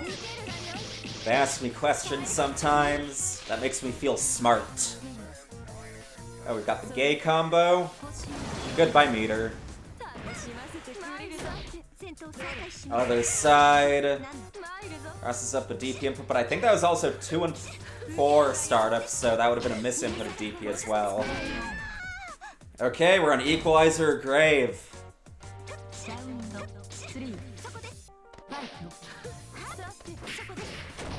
But we get another successful 2 and 4A. Teedbub getting out a bit more on defense now, though. Yeah, that one was kind of gross. I don't think I would have blocked that.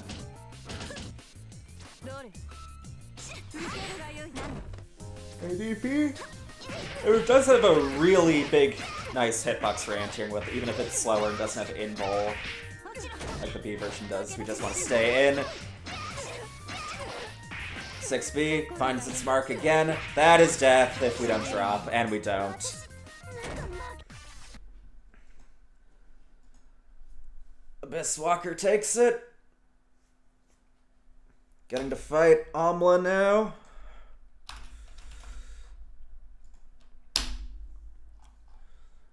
And after that, we've got Aya. And that'll be it for the night.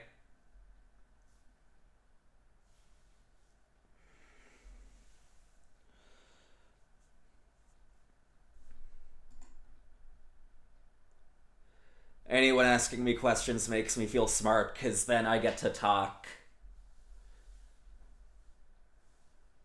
And feel like a fucking intellectual distributing my fucking brain to the masses. Oh, Biswalker ducking out. Okay. Amla, Aya then. Amla's offline. If Amla's not around, and Teedbub's still up to play, we could do Aya Teedbub.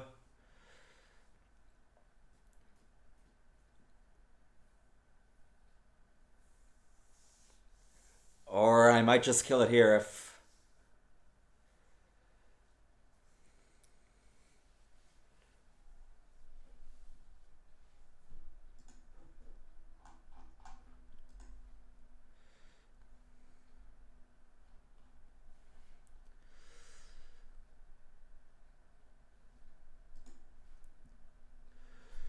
Okay, let's give that at another, 1 minute, and if neither responds, I'm gonna go eat food.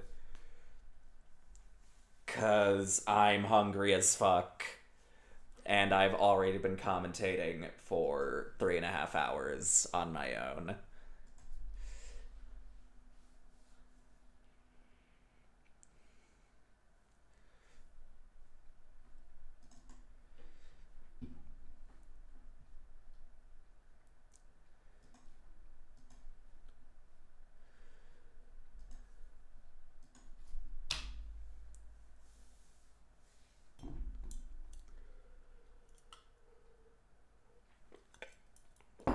Okay.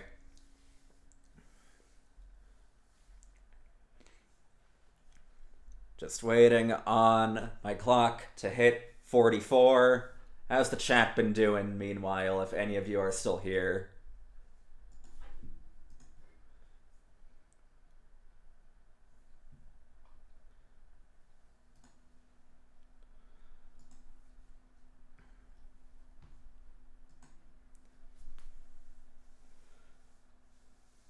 Okay.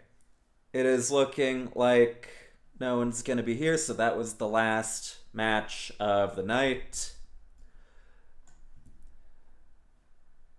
We'll be running tournaments out of this server next week, as well as the aforementioned Fuckfest tomorrow. I should probably link the next week tournaments too. Link to that is in the Twitch chat now. Be sure to sign up for that if you're interested. And yeah, wraps up for the night. Thank you all for watching. Thank you all for playing. Gonna send y'all to Nut Milk. And we'll see you all tomorrow on Fuckfest Z-ness.